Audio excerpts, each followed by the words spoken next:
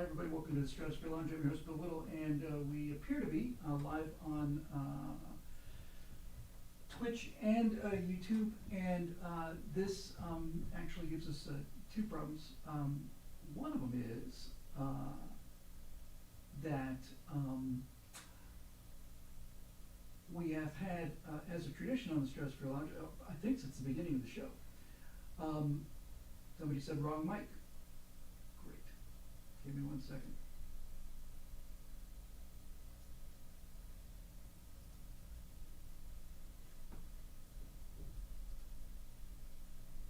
Says it's the right mic.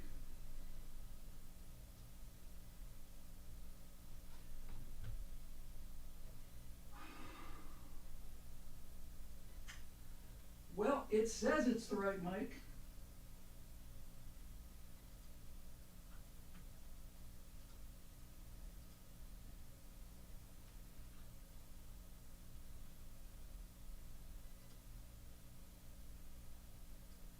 How about now?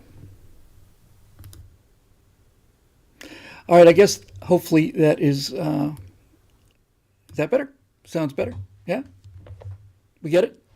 All right. Let's try this again.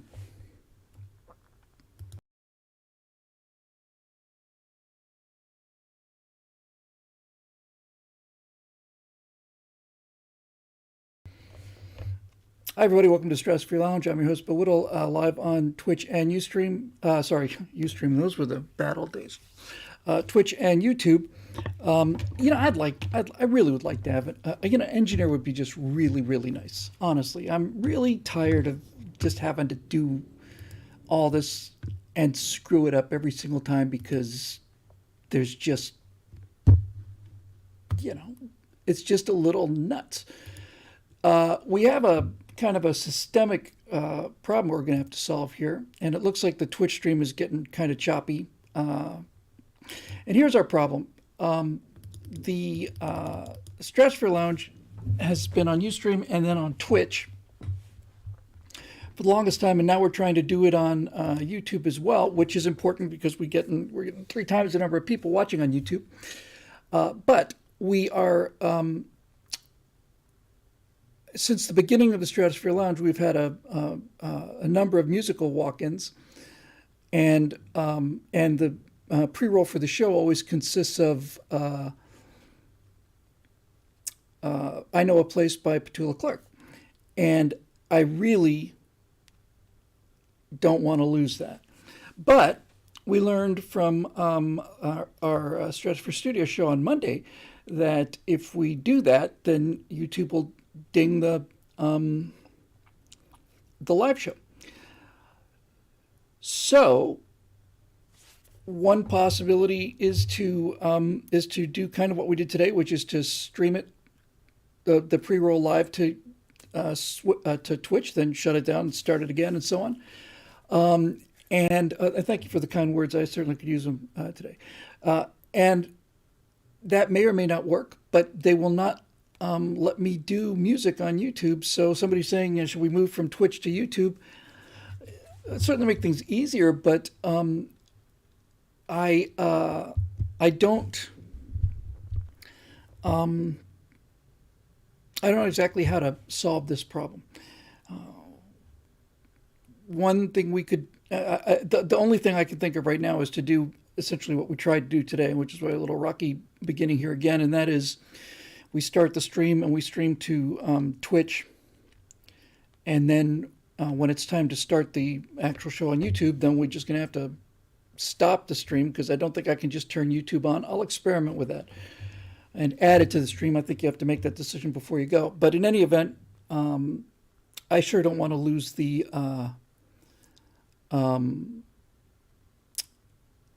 pre-roll. And I especially don't want to lose Petula because that is just kind of a, it's a thing. Now, Miriam Bertram says I could stream it to Rumble. Yeah, I absolutely could, Miriam. I could just stream it to Twitch like we have been for the last 200 episodes. But the problem is that we have 103 users on YouTube right now. We got 53 on Twitch, and the number on YouTube will increase. We've only been live for 5 minutes. So it's going to be tough to to figure this out is because YouTube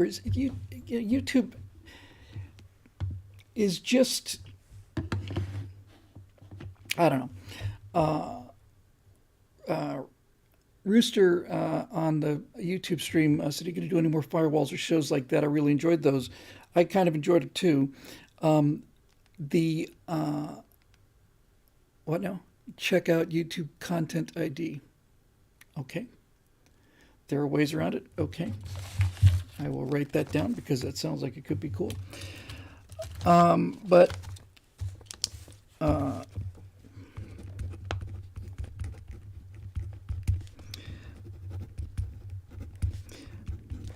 we have been regarding the firewalls and stuff like that. I've been talking about this last time, and I continue to struggle with it. The media world is changing, and all of the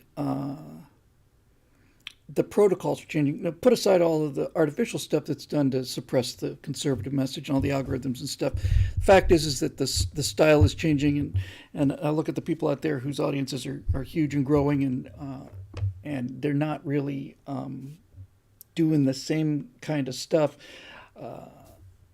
The attendance, the viewership for firewalls has just steadily gone down over time, and I've done, when you throw in the afterburners, 300 or 400 of these things, and I'm really beginning to wonder how you say the same stuff again. So I'm in the middle of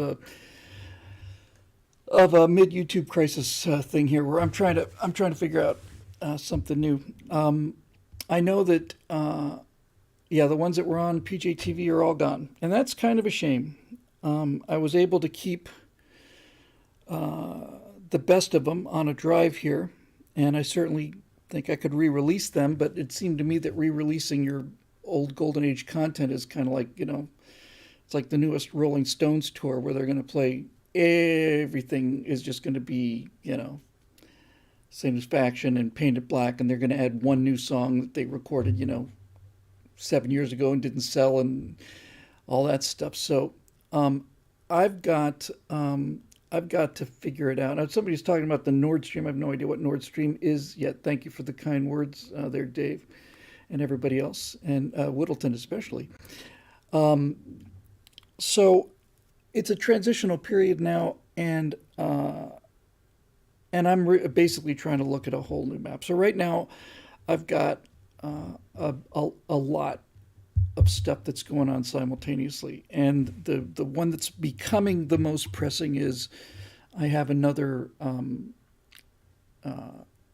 series to deliver to Daily Wire, another history series. Make sure this is recording like it says it's recording, just for giggles. I'm just going to do a backup here just in case. That shouldn't affect the stream because I won't be streaming. Hang on. I just think this is probably wise.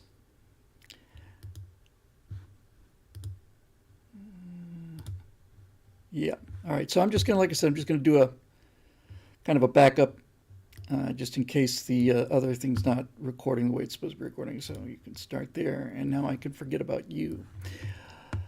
So the short form is that I have, it's not that I have to keep doing these things for Daily Wire because we don't have enough memberships to keep this thing in the black. It's just that simple. And so every year or so, I've got to go through some process, one way or another, to inject new cash into the system, and usually it's the Daily Wire stuff. So it's tough because it splits focus quite a bit. It's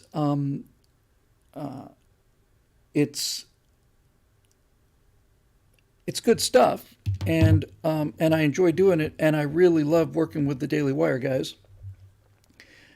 But now, I mean, for the last 4 weeks, I've just been like deep into research and notes and stuff, and now it's time for me to start cranking these shows out, and it's been a while since I've done a Moving Back to America, and it's just, I don't know. I actually had an idea I liked a lot for the Moving Back to America about a guy who wants to return a defective product, and I'm giving that some attention, but and I'm just getting pulled in, I'm just getting pulled in so many directions. I'm just getting pulled apart. So anyway, this is the world we live in. It's changing a lot, and people are now asking about the super chats and stuff. And to be perfectly honest with you, I've had a lot of people ask about those. It'd be good to do and great. But right now, at this minute, I am pretty much overwhelmed here with the tech stuff and streaming to two different channels at the same time, trying to keep up on comments on both of those, and then the Facebook comments. So I'm just going to have to bring this in one at a time. So there's that. And the other problem, by the way, about the consecutive stream to YouTube, which is now 132 viewers as opposed to 62, is that when I had the pre-roll, I could start the show a little bit later. Sometimes it's tough for me to get back from home here. I usually go home, take a nap after shoot the stuff in the daytime on Thursday. And as long as there's pre-roll, then people know I'm coming and I'm here. But if we live stream to YouTube, which is, look, it's important. It's probably something I should have been doing a long time ago. Then that becomes another problem. So I don't know what to say. The reason I said this is because Beaker said he looks like he made it here on time. We started at 7 or 8 after. I would say at least maybe a little later than that. Then we started about 12 after. So anyway, there's all this stuff in the air and all this other stuff that would be nice to have figured out and sorted out, and super chats and all of this stuff. I just can't. I've had this feeling for a while, and I got it very strongly when I was trying to learn Blender, because I need to texture some of these objects for the colonies and stuff, and I was starting to go looking at some of these tutorials for Blender and stuff, and it's actually really pretty simple. Capital Geek is first time chat on Twitch says Bill should do something like the old Uncle Jay explains the news kind of thing. Yeah, I got an idea about that too. Anyway, I was there was some new stuff that I had to learn, and I just started looking at this stuff, and I got this disk full error. I don't know how else to describe it. It really, that's what it was like. It's like I cannot load anything else without deleting some stuff, and I haven't had a chance to delete anything or defrag the drive in a long time. So I've been getting less and less efficient, and I think the only real cure for that is to take some time off and stuff. But I can't feel I can do that either, especially now since I have this Daily Wire show to deliver, which is taking up a lot of my brain space. So, that's where we are.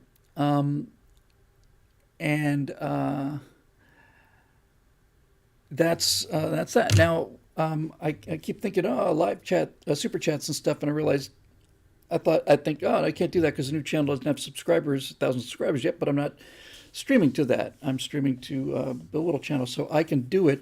Honestly, my main problem with the super chat is that I'm just worried that I'm going to miss them. I mean, I watched first time I saw super chat was on Doomcock's live show and stuff, and I saw these things there, and I thought, how does he cover all of these things? I don't know if Rob Ross says, Bill, you're overthinking it. Turn on the super chats, make money. Don't waste your time on Twitch. Focus on answering super chats. That sounds like a damn good idea, to be honest with you. That's just a really, really clean sounding idea. So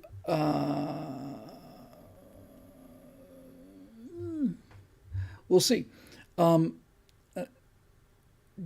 Summer Day says, Bill, do you like doing the tech or writing the stories? I've got some sponsors and hire. I get some sponsors and hire some techies. We'll get some sponsors and stuff is grand, and hiring techies is grand. But like I said, the reason I'm doing these Daily Wire shows and have been doing them since the Apollo 11 series is because we don't have enough members for this thing to be sustainable, if you'll pardon that filthy word. And it's just that simple. So this is where I am, and there's not much I can do about it. So yeah, it'd be lovely to have a marketing department and engineers and technicians and all that stuff, but it gets a point where you're so you're just kind of stuck in the hamster wheel and you just can't get off of it. So that's sometimes what things feel like here. I can open a separate window for super chats.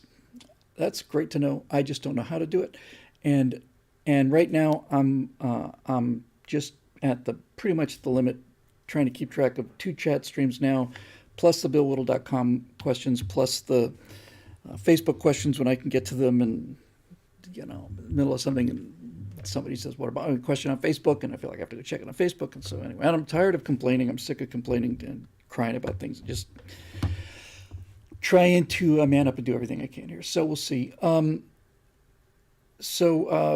do. Rob says super chats are the most profitable avenue for creators in all of the interwebs. I can do that. So maybe I should just give that a try.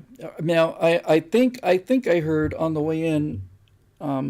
See, I never listened to Hannity or Ben or Mike Knowles or any of those guys. Mostly because I guess I'm just so saturated in this stuff on a daily basis that I would like to get away from it. I was coming in tonight and I was listening to Critical Drinker doing one of his live shows, and he I think he made an offhanded reference to doing just a super chat show. There's that, and not to harp on this point, but Rodzilla says you need to promote yourself more. I know. I just don't have the time or the resources to do it, and so I'm stuck here, right? I'm just stuck here. I'm just doing everything I can, and I have all these great suggestions of things that have to get done, and I know they have to get done, and I know they're not actually even hard to do. It's just we're at capacity and the drive is full, and that's all there is to it. So something's got to give, and something's got to change, and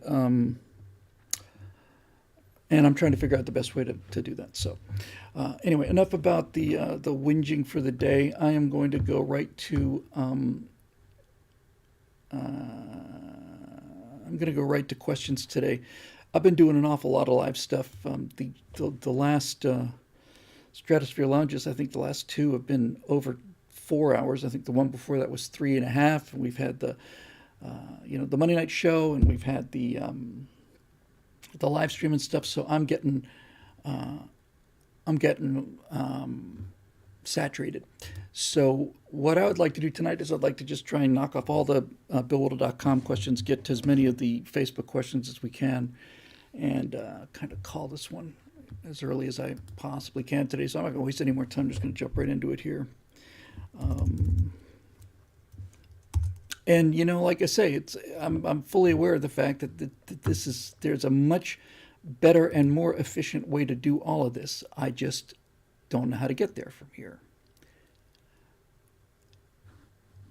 And therein lies a conundrum, and thereupon hangs a tale. So anyway, the member forum, we'll see what we got.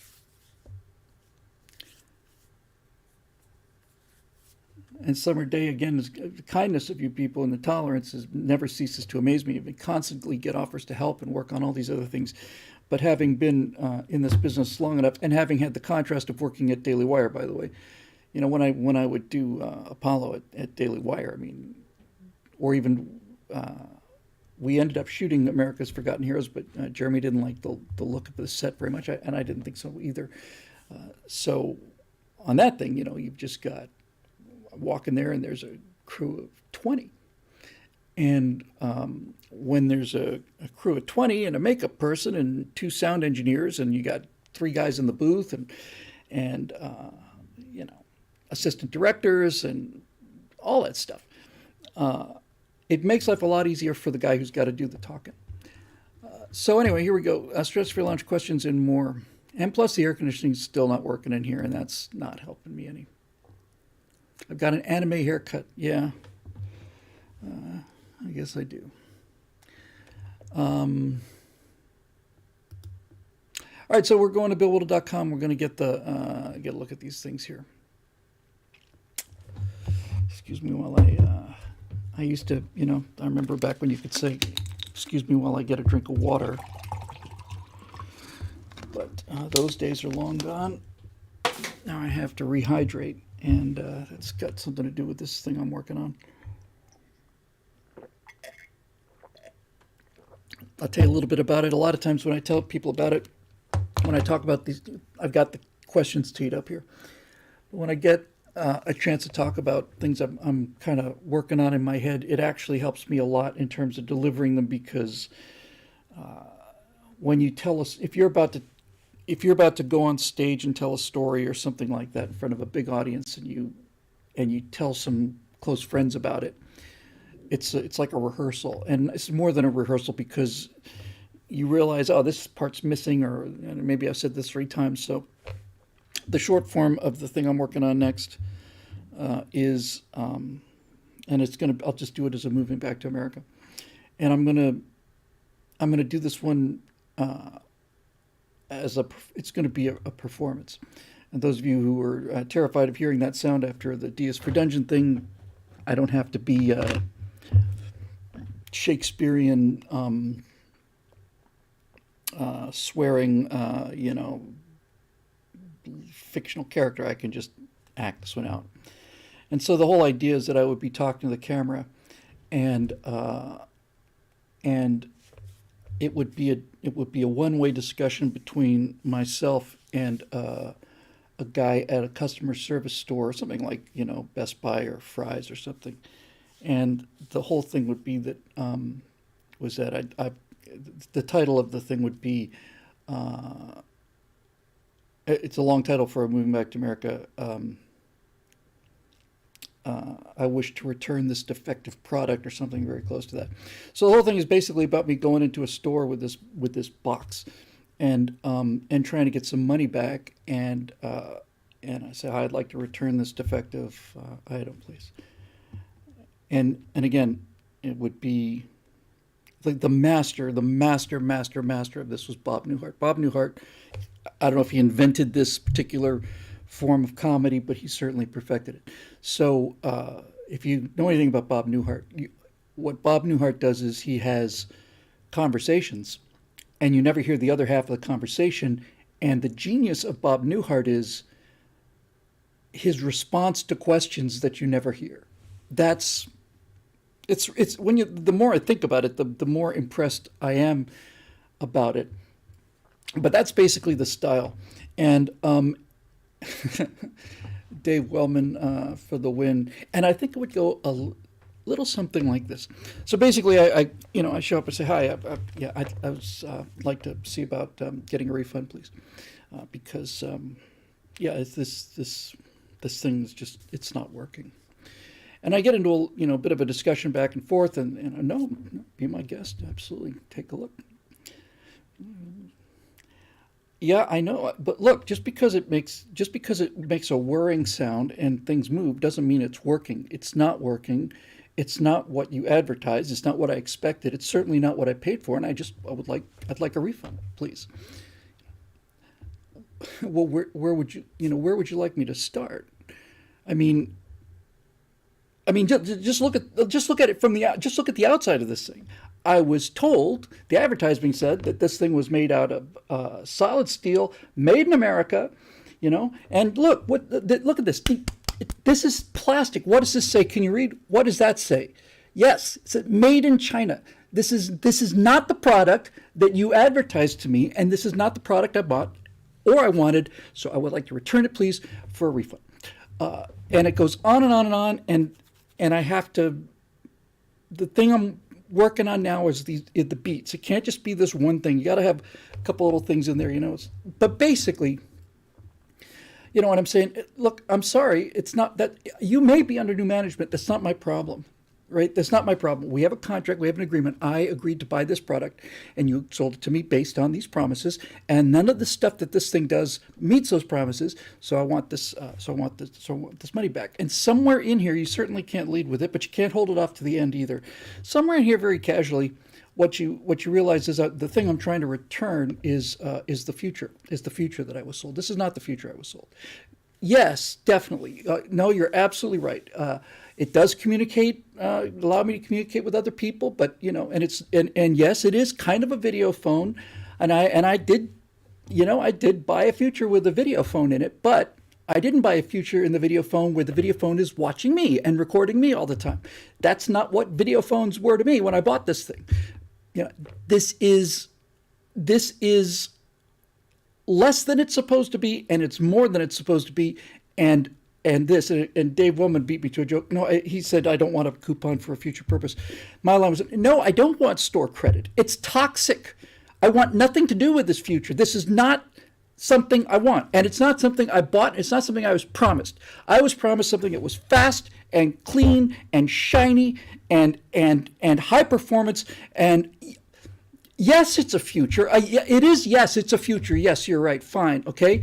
But if I pay for a Corvette and I walk down there and you hand me a Prius, they're both cars, but that's not what I bought, and that's not what I wanted, and so on. So I don't want store credit, and I don't want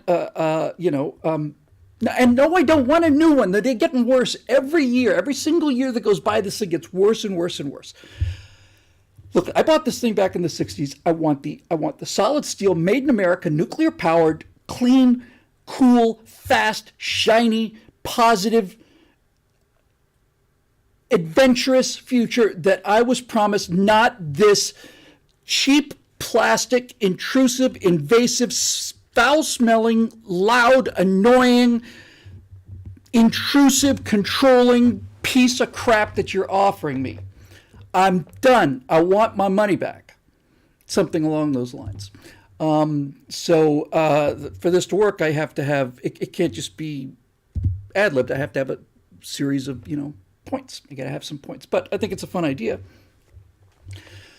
With any luck, I might be able to shoot it tomorrow. Dave Wellman, that's a great line too. Dave's on a roll here. And a job application, you want me to work here? Yeah. It's not my fault. Look, you may be under new management, but that's not my problem, right? That's not my problem. That's your problem. If this new management is delivering this stuff, I don't care. I don't even care. I don't even care about that. I don't care if you like it. I don't care if you talk about the features. I don't care. It's not what I bought, and I want my money back, and I want my money back now. No, I don't want to speak to the manager. I don't want to speak to the manager. I just want my money back. And talking to the manager is not going to be any different than talking to you. I don't need to speak to the manager. Speaking to the manager is just going to be a repeat of me having to say everything to that person that I'm saying to you now, and I just want an answer. Can I get my money back? Yes or no? Okay, no. So you're not standing by this future, this product that you sold us here. You're not going to stand by this product. You don't have enough confidence in this product to say that this is a minimal viable future. Nope. Okay. All right. That's fine. That's okay. That's fine. No. I get it. Okay. I just basically invested my whole life in this thing, and I guess I'll just go home now, and I'll do what everybody else I see in line behind me here and in front of me here, because it took me 2.5 hours to get to the finish line. I'm going to do what they did and what these people behind me are going to do, and that is I'm just going to go and I'm just going to go home, and I'm going to sit there without a future. If you're not going to deliver the future, and if you're going to tell me that this thing is the future that I bought, fine, you can have it back. I don't even need my money back. You just keep the damn thing. I don't need a future. All right, I'll just sit there like everybody else, and I'll just spend more time with the past, which is well constructed, well made, really, compared to this thing, it's a work of art. Something along those lines. You get the idea. So anyway, for that to work, the idea I think is clever. But for it to work, it can't just be, I mean, those beats have to be really sharp. The response has to be really clever. And it's got to be clear what the questions are. So I have to put a little more work into this thing. But that's what I've been thinking about lately. Anyway, on to the questions here on BillWhittle.com.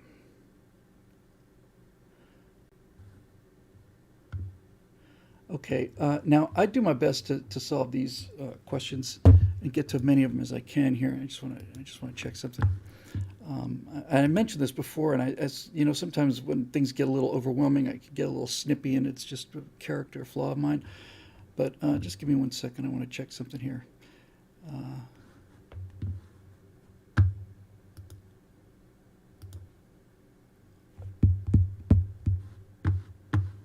Just out of curiosity. And the only reason I'm going to this trouble is certainly not to piss off or embarrass anybody or make anybody angry.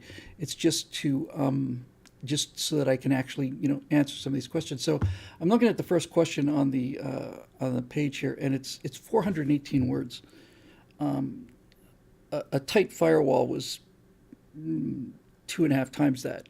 So I think if we're going to get through the questions and me not feel guilty about not getting through the questions, I think the tighter we make those questions, probably the better off we'll all be, because it takes me considerable amount of time just to read these things, let alone try and figure them out.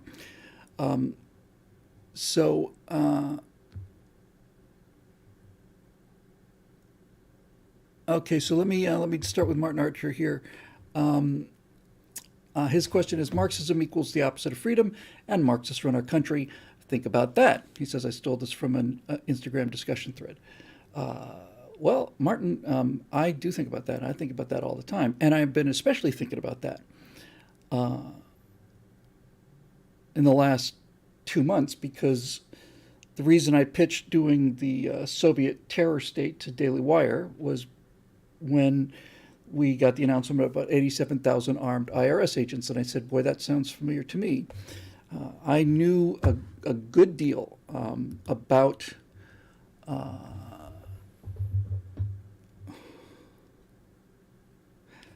I'm sorry to interrupt. Rob Brass in the YouTube chat, you have just eliminated 60 or 70% of my total stress for the evening with that one comment. I cannot thank you enough for that. Rob Brass says, Super Chat questions would be tight. And that just made my entire day, Rob. Thank you.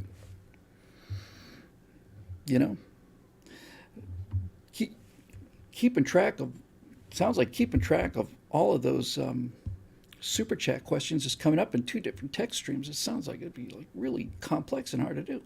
Actually, it'd be super easy, barely an inconvenience. Oh, really? So that guy's a genius. That's brilliant stuff. That's the stuff that sells. That's the stuff I watch. So anyway, thank you very much for that. If you don't know the Pitch Meeting, I cannot recommend it highly enough. It's got its own channel now called Pitch Meeting, and Pitch Meeting. And I'm coming back to this question. Pitch Meeting is especially precious to me because I've been on. I wouldn't say I've really been on both sides of those, but I have been. I have dealt with people like the Hollywood writer and the Hollywood producer, and he's got so much stuff going on, So you made up this got this whole story, yes, and you come to this giant climax, yes, and you you don't pay it off, and whoopsie, oops, it's just brilliant. It's brilliant. Anyway, thank you for that. So back to the story I was just saying, answer this question about Marxism. So I knew the Soviet police state history really well. That's why I wanted to do it. And I thought, okay, I know how we'll break it down. There have been really, at first, I only thought of four, but there's actually seven different. There have been slightly more than seven leaders of the Soviet police state, but essentially you could boil it down to seven. Felix Mezhinsky, who was practically invisible, but the actual largest number of murders happened under him. Yagoda, Yezhov. Yezhov is just Yezhov. Yezhov alone is worth doing the series for. Yezhov and the Great Terror, 18 months of Yezhov just boggles the mind. And then you go from Yezhov to Beria, who's one of the genuine monsters in history. And then after Beria, you get this kind of long, quiet period with Brezhnev. So I decided to go with Yuri Andropov because he was in charge of it for 20 years. And certainly the terror is ramping down, but the oppression stays up. And then the final person in charge of the Soviet police state and the terror state that it maintains was a guy named Vladimir Putin. So it seemed like it would be a good topic.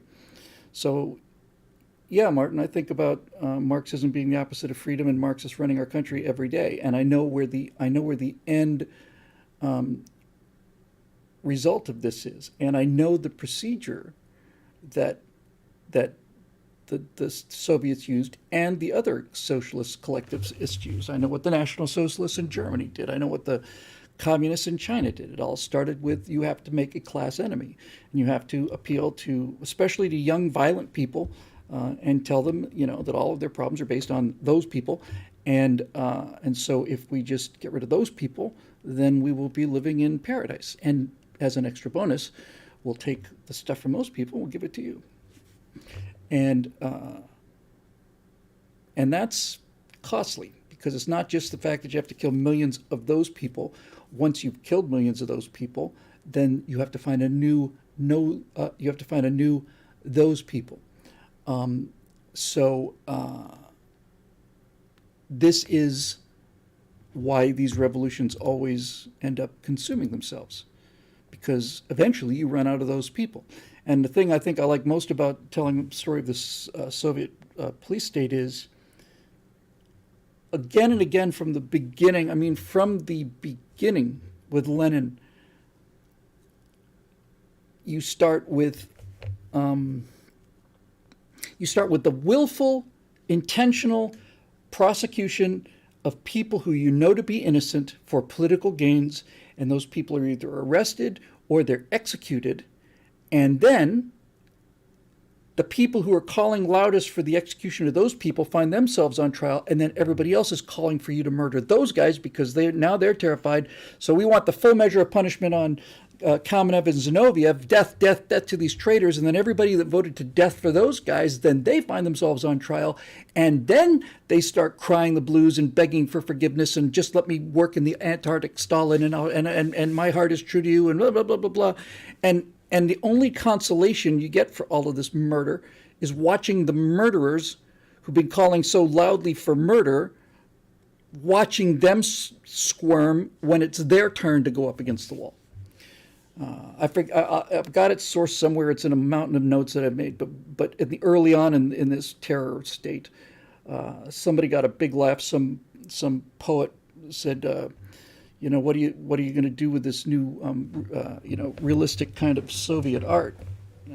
And the guy said, he was a real artist. He said, "Oh, I've got two pieces. I'm going to hang one and put the other one up against the wall." That's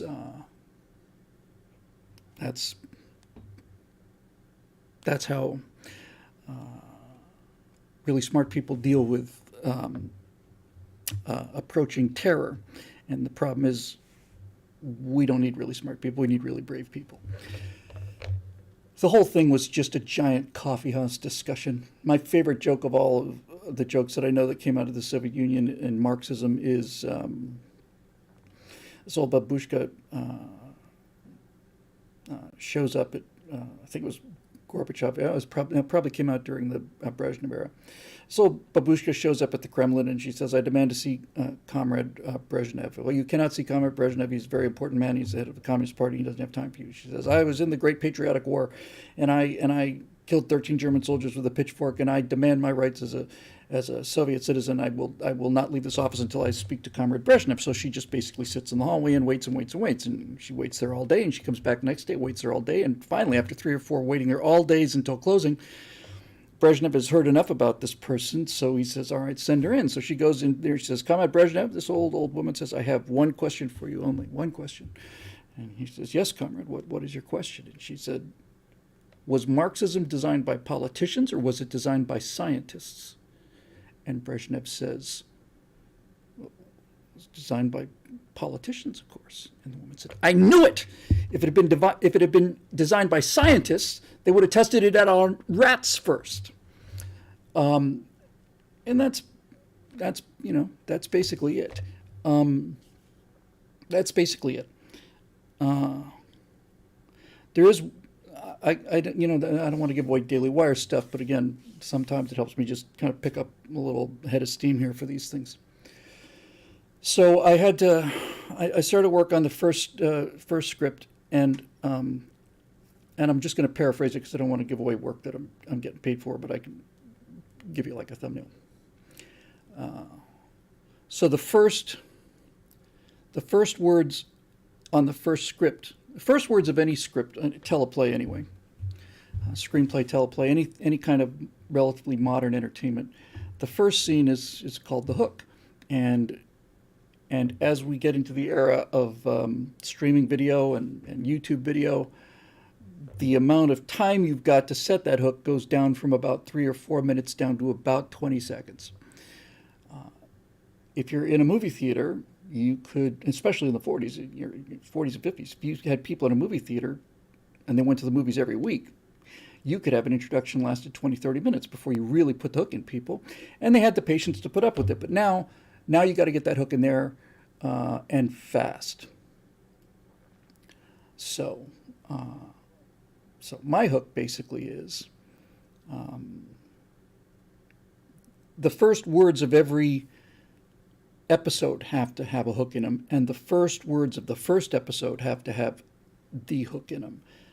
And so, again, I'm not going to read it to you, but basically the first words of the first episode are words to the effect of,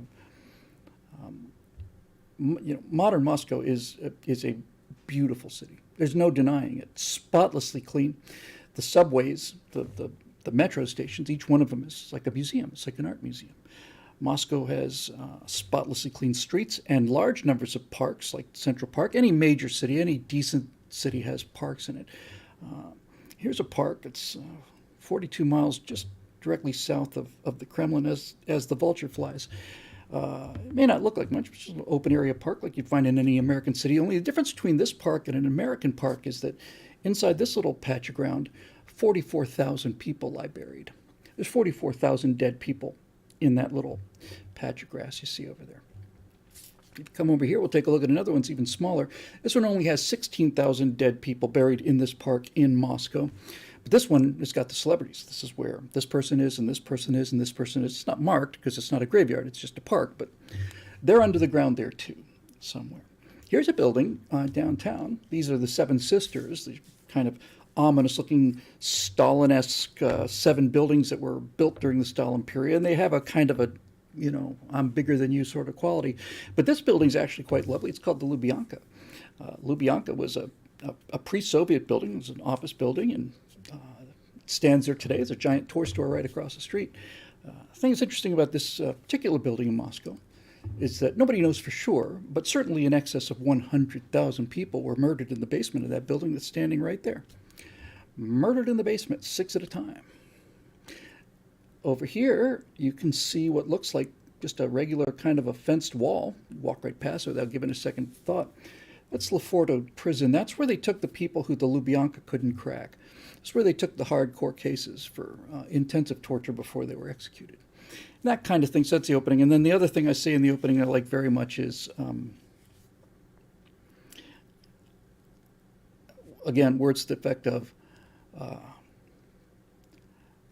I've got a real challenge with this particular series. And in order to overcome this challenge, I'm not going to be drawing on my background as a historian. I'm going to be drawing on my background as an astronomer. Because in order to tell the story of the Soviet terror state, you need a background in astronomy. And the reason you need a background in astronomy is that anybody who's any good at teaching astronomy knows how to, through use of graphics and language, give you at least a shadow of the scale of things, of just how big things are. And this is the problem we have here. I am going to have to stop again and again and again, because if you do nothing but say 30,000 people were executed here, it just goes by. And my job is to constantly remind you what 30,000 people shot is like. This is an astronomical problem. How far away is Alpha Centauri? We'll never really be able to understand it. We don't really have the ability, but we can get at least an appreciation for how much we can imagine it would be. And that's what we have to do with this thing, you know.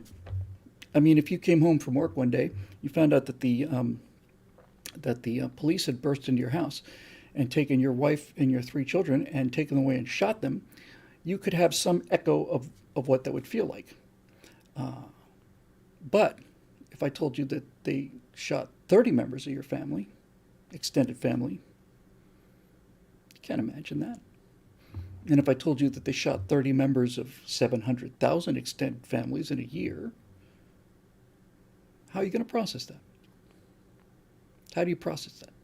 You process it by constantly coming back to the reality of what that is, and not just following along with the man who is responsible ultimately for all of this and his absolutely astute observation, the kind of observation that only one of the greatest mass murderers in history could make, and that is a death is a tragedy and 1 million deaths is a statistic. My challenge in this series is to make sure that we never, ever, ever look at these numbers as statistics. Because they're not statistics. They're people. They're actual, real people. They're people like you and me and the people you love. This is what happened to them. This is the story of what happened to them. So let's get started. And that's basically the opening. But I had the feeling that, you know, because you can show pictures of this place. See, it's the, you know, what is it, an acre, maybe half acre, something like that. It's like an American park, except unlike American parks, there are 44,000 people buried in this one little patch of grass here inside of Moscow. And there's a bunch of other ones too. It's inconceivable. It's just inconceivable. And it's been remarked on so many times that I'm reluctant to even say it because it's such a cliche, but you'd never see anybody walking down the street with a swastika on their t-shirt. You see a lot of college students waving that hammer and sickle. Interesting choice, actually, the hammer and sickle.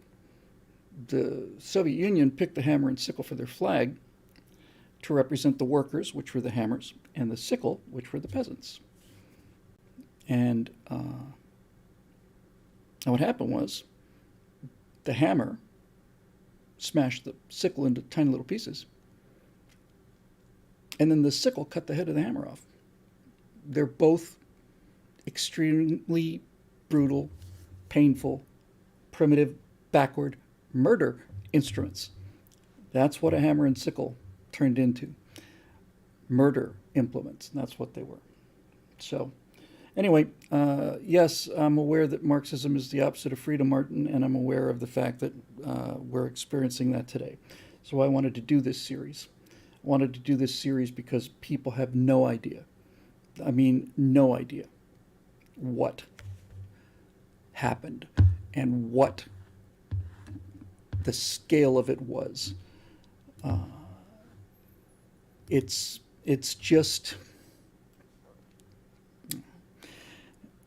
there's a Soviet writer named Varlan Shalamov who wrote Kolyma Tales. Everybody's heard of Auschwitz. Everybody's heard of Auschwitz. Anybody with half an education's heard of Auschwitz. Nobody's heard of Kolyma. 1.2 million people killed at Auschwitz. just under 1 million at Coloma. Nobody has heard of Coloma, but they killed 1 million people there. And that was just one of 322 camps in the Gulag system, and nobody's heard of that either. They started sending prisoners in the very beginning of this in the 20s to an island, a group of islands up in the north of the Baltic. Took a former monastery there and turned it into a prison. And one way they would kill people, if they wanted to make an impression, is this place had a very high, long set of stairs. Not quite as big as the Odessa staircase, but a long, high series of stairs. And they would tie two people to a log, push them down for fun. This guy's Coloma Tales. He survived the camps. He survived 1938 in the camps and was in the camps till probably about the 50s. And the stories are the thing that are going to save this. Well, when I say save the series, I mean humanize the series. Because the statistics,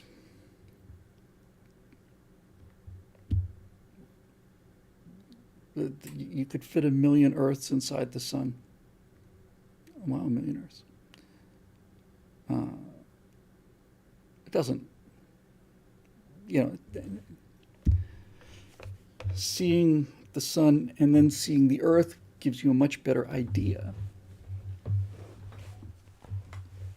And then finding a human example for this gives you an even better idea. I was rereading a chapter earlier today before I came in about bathhouse day in the Gulag. So you've got these people who are former, I don't even know where to start. I'm not going to do the whole series here, but since it's a question about Marxism, I might as well warm up a little bit.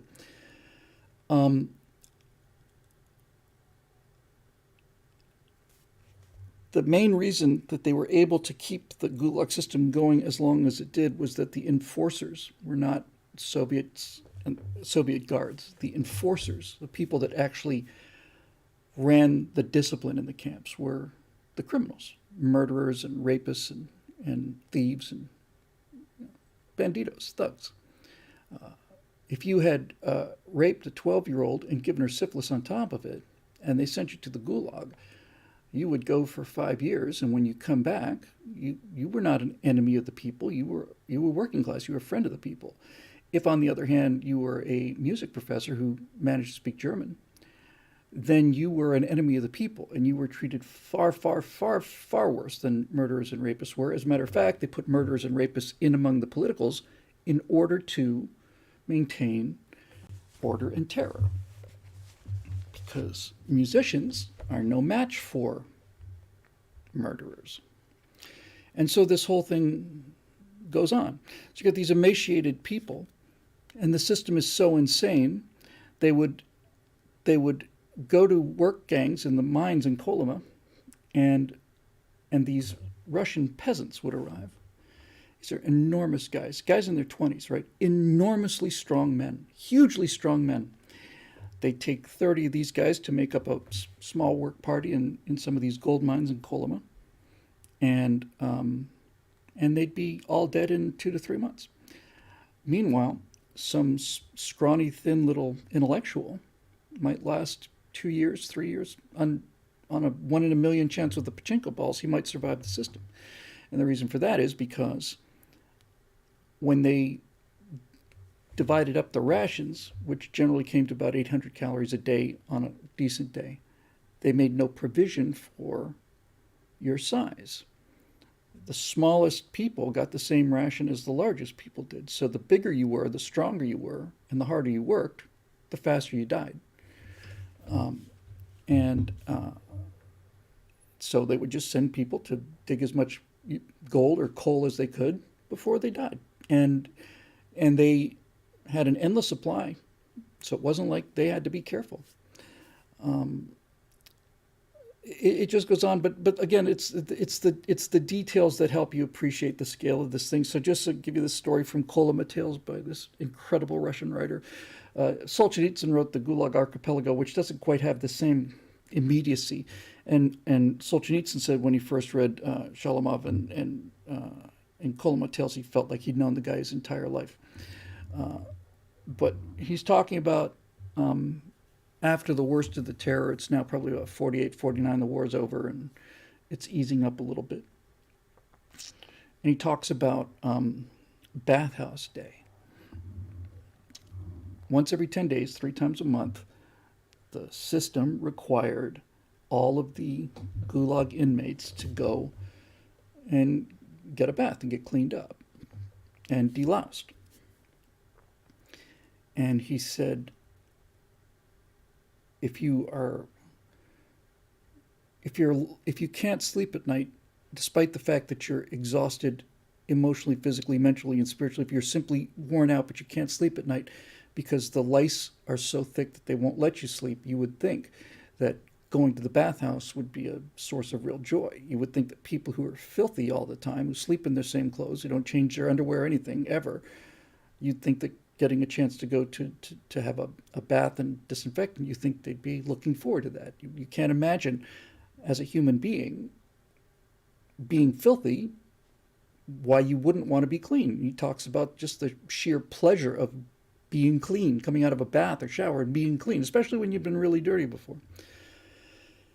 And he says, but every single one of us in the camp, all of us, dreaded bathhouse day. We dreaded it. We absolutely feared it. And when it came, it was a catastrophe for us every 10 days. They didn't get the day off on bathhouse day, so instead of having a chance to drag themselves back up the hill, eat their thin soup, and then sleep, which was the only respite they had from this whole thing, and you've got these people who weigh 90 pounds lifting logs and wheelbarrows of heavy rocks up the side of hills and stuff, that kind of thing. He said all we ever wanted to do was come back, eat, and sleep, and on bathhouse day we had to come back, and then we had to go to the bathhouse, and we had to bring in extra wood before, not while we were working. We had to come back, then we had to go out and get some extra firewood for the bathhouse. We had to do that, and then we had to wait, and we stand there, and there's a lot of detail that I'll get into, but basically, he said we were all issued one basin of water, but we usually didn't have enough water. We could have all the ice we wanted to, just these giant chunks of ice there. So most guys took ice, but by the time they had enough water, the water wasn't even hard to begin with. So you had a choice of either a minimal amount of warm water, or you could melt some ice and have enough water, but either way you were cold. He was talking about this freezing and just how cold it was, and how some men were undressed, some weren't, and they all had to turn in their clothes. They had to turn in their clothes to be disinfected. And then at the end of this procedure, a window, a clerk's window would open, and all of the clothes that had been turned in would be shoved out onto the floor. There was no way to get your clothes back. You just found what you found. He said that the constant lie that the Soviet Marxist state told themselves was, well, we have to disinfest the clothes you have to treat them for lice, once every 10 days. So what they would do is they'd put them all the clothes from these guys are soaking wet, and put them into a room that had a cast iron stove in it. The idea being, look, if you boil the clothes, you'll kill the lice. The idea being that we'll heat treat these clothes, and the heat treatment will kill the lice. Well, the clothes that were closest to the stove never got hot enough to kill the lice, and they shielded the clothes that were further behind, so that not only did they not clean the lice, but when the people got the clothes back, they were soaking wet and they were freezing, and they had to put that on. They had to put on freezing underwear too. But he tells a story about grown men who burst into tears. Not one guy, every time. These grown men would burst into tears because they had been forced to trade in decently fitting dirty underwear And what they got back out of the door was clean, thin underwear. And this upset them so much that they just break down sobbing, because they weren't your clothes, wasn't your underwear. He talks about the fact that he got just a simple cloth scarf necklace, not a necklace, a wrap. It wasn't woolen or anything; it was just cloth, and he was attached to it because it was one of the few things that he actually owned. So he refused to take it off. He refused to take it off. He would take it to the bath. He'd take it to work. He kept it on him for 2-3 weeks, I think he said. The only time he ever took it off was when he was alone, and he said he took it off once then just to kind of wipe his neck. And he said there were so many lice on this scarf that once he put it down on the table, it started to move. It just started to, I would say it got up and walked away. It just started moving because there were thousands of these bugs in this one thing because he'd never cleaned it because he'd never take it off. Anyway, one day it got so bad he got to a bath. He thought he was alone there. He took this thing off. He turned to pick up the water to come back and so he's got the scarf here. He turns on the water. He's going to put this thing in, and by the time he turns back, it's gone. And he cried about that for a month or so because somebody stole his cloth scarf that had thousands of lice in it. He said after that was over, after he got over being so upset about it, he said he actually got the first decent night's sleep that he's had in the last 2 weeks, 3 weeks of trying to protect the scarf. These are the things that that humanize the thing. He's on what they all realized was that hard labor was a death sentence. And so anything that they could do to get out of the hard labor gave them at least a chance at life. The work crews in the mines would go out at nighttime, and Kolyma's up in the far north, up in Irkutsk or Yakutsk. I think it's Yakutsk, very far north. And they would send the guys out. These guys don't have shoes, mind you. They got rags wrapped around their feet. And let's not forget, okay, these are, we're talking about musicians, surgeons, writers. These are political prisoners. The criminals never got put through this. So they take out a work crew at nighttime, and they take them out if it was 60 degrees below zero. If it got to 70 degrees below zero, then they would say it's too cold to work. But it had to be 70 degrees below zero. And he talks about the fact that after you had done this kind of work for 2 to 3 weeks or a month, if you managed to survive by getting yourself out of the work details, he said your hands were like claws. They were like artificial hands. You couldn't move them. They were locked in the shape of the hand position that you would have when you were either shoveling or running a pick. You had G.I. Joe hands, basically, the old G.I. Joe hands, and you couldn't move them. He would talk about how if he managed to find light work or find a way to stay in the hospital, go to the hospital and stay in the hospital, that after 2 or 3 weeks he could get to the point where he could slowly begin to unbend his fingers on his left hand. He said it would save the right hand for later. There's no point starting with that. And just a miracle of being able to do that after all this time. These guys would be, anytime, there was a lot of cases of self-injury. And talks about one case where 4 guys basically got together, combined their meager food rations, pooled their meager food rations, and it was enough money to bribe the guy who hands out the explosives for the mines to give him just a tiny little, like a pre-detonation charge, just a kind of thing that sets off the bigger charge. So they had one of those, smuggled it out to the gold mines, and he and the 4 guys all reached out and grabbed this thing together, and they said, "You ready?" He said, "We're ready." Touched it off and blew their fingers off of their hands, all of them. That kept them out of the gold mines and may or may not save their lives. These guys would go to the hospital, and when they were in the hospital, well, he talks about a story where a guy who he didn't have any friends. Nobody had any friends.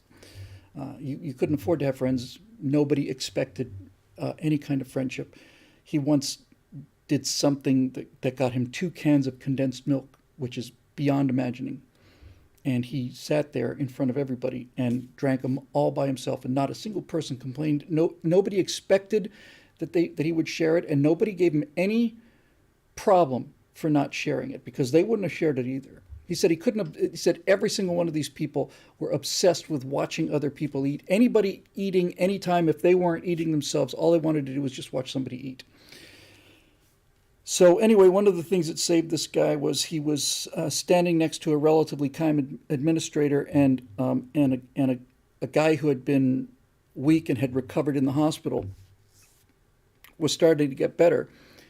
And the next work order detail came up, and his name got called out. So he got on the truck and went to the gold mines, and that was the end of him. Whoever this guy was died in the Coloma gold mines, along with 999,999 other people. And the surgeon who he'd been working with, who was a kind man, said, it's just such a shame. He's just such an idiot. If he had just had appendicitis, we could have saved him. And it took him a while to realize this, what the guy was actually saying. But when a few weeks later, because it was kind of a hospital stop, it was time for the next work crew in the gold mines, and this guy, the author, his name came up. And being a really, really smart guy, he just immediately doubled over and started groaning. And the doctor, who was known to be a kind guy, said, "What's the matter?" He says, "I have this sharp, sharp pain in my lower right abdomen." He says, "Okay, sounds like an emergency. Report to the infirmary." So they had a couple civilian doctors there and hadn't had a lot of experience, so they put some ether on him and put him to sleep and removed his perfectly healthy appendix. And they had to show it to him, by the way. They were required by law to show it to him. So he was in recovery for 8 or 10 days. That saved him from that trip. But he said he knew that there were still people in this transit camp, so they kept coming to get more people for the gold mines. So what these recovering patients would do is they would wait till the orderlies had gone, and then they'd reach under the beds and they'd rub their hands into the dirt and grime of the floor, and then rub this dirt into their wounds as deep as they could get it, because the last thing they wanted was to heal. That was the last thing they wanted. Time and time and time again, you hear these stories of these guys who had some sort of medical condition or leave, and they would do everything they could to remain infected, so they didn't have to go and die in the coal mines.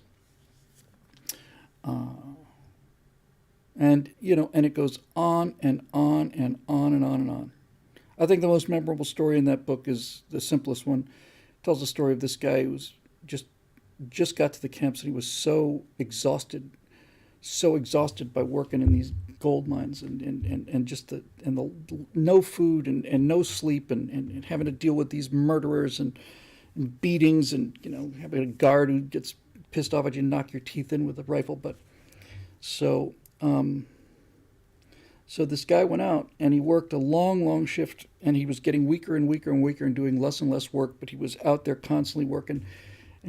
And the story was, he finally came back late that night, and after a number of missed quotas, he came back home, back to the barracks, and after a while, a couple guys came in and asked for his name, and he raised his hand, he stood up, and so they took him outside, and he thought maybe they're going to walk him to the infirmary, but they actually took a different turn, and they were walking down this path, and they went out past the barbed wire, and then he suddenly realized what was going to happen to him, and his only thought was how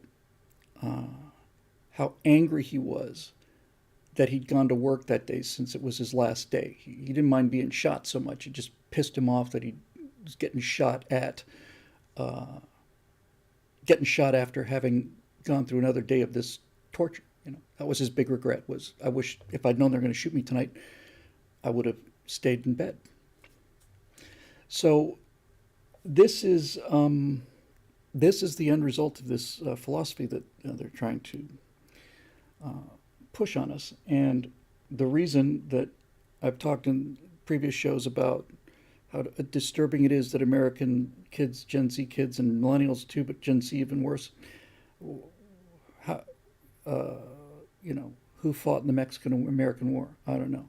Name three countries other than the U.S. What's a country? Um, I'm not making this up. You can just go look and find them anywhere. Flacus Talks is a channel that just deals with nothing but this. You know, what's the capital of the United States? The United States has a capital? Yeah. What is it? I don't know. Los Angeles? Yes. You can convince people that stupid, that not uneducated, that this Marxism thing is a good idea. But you can't convince people who read any history, and you certainly can't convince people who lived under it. John Pershing gives the all-time the automatic answer, but that wasn't real socialism. And I think this is going to be the close of the series. In fact, I know this is going to be the close of the series. I'm going to address that question precisely. People say this wasn't real socialism, and those people are wrong. Whether they know they're wrong or not, it's not relevant. This is real socialism. In fact, it's the only way to get real socialism. This stuff, this philosophy is not only unhuman or inhuman, it's anti-human, and the only way that you can force people into this repulsive, sickening philosophy of intellectuals and coffeehouse narcissists is at the point of a bayonet, and every time it's been applied, it's resulted in mass murder. And for you to say that every time it's been applied is an example of it having not been done right is something that tells me that no, this is the only way. This is the only way to do it. And after all of these 100 million, 200 million dead bodies, maybe it might be time to think about whether it's a good idea or not. You know. So anyway, that's that. Lenin, you know, Trotsky, these guys were. It was all theory for them. You're a Zenobiite. Well, you know, I'd rather be a Zenobiite than a Trotskyist. Okay. It's all theory. Anyway, that's that.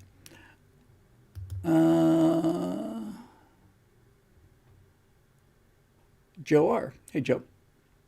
Hi, Bill. Polls for the midterms are looking better and better for us every day. Yes, I've noticed that, and that certainly takes away some of the dread. It's known that Republicans always poll better after Labor Day as the election gets closer. Looking at all the trends and numbers and everything I observe from state to state, I believe, as I stated last time, that Republicans will win the House by at least 40 to 50 seats, and we win the Senate 53-47, maybe even 54-46. For now, ignore polls or even betting pools. Say, right now, what does Bill Whittle honestly think will happen this November? What honestly is your feeling in your gut? Keep the faith and stay positive. The more positive vibes you put out in the universe, the force for good will prevail. God bless. Joe. Thank you, Joe, especially for the last part. When I'm asked what I think is going to happen, and then things change, and I change what I think is going to happen. Sometimes people say, "Well, just a month ago, you said you thought this." Well, just a month ago, that's what the signs indicated. That's what the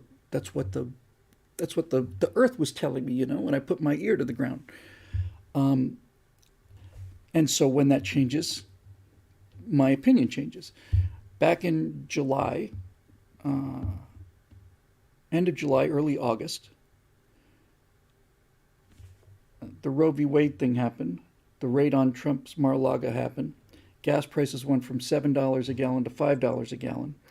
And these enormous Republican Democrat trend gaps, in the case of the Senate, they crossed, and in the case of the House, they converged dramatically.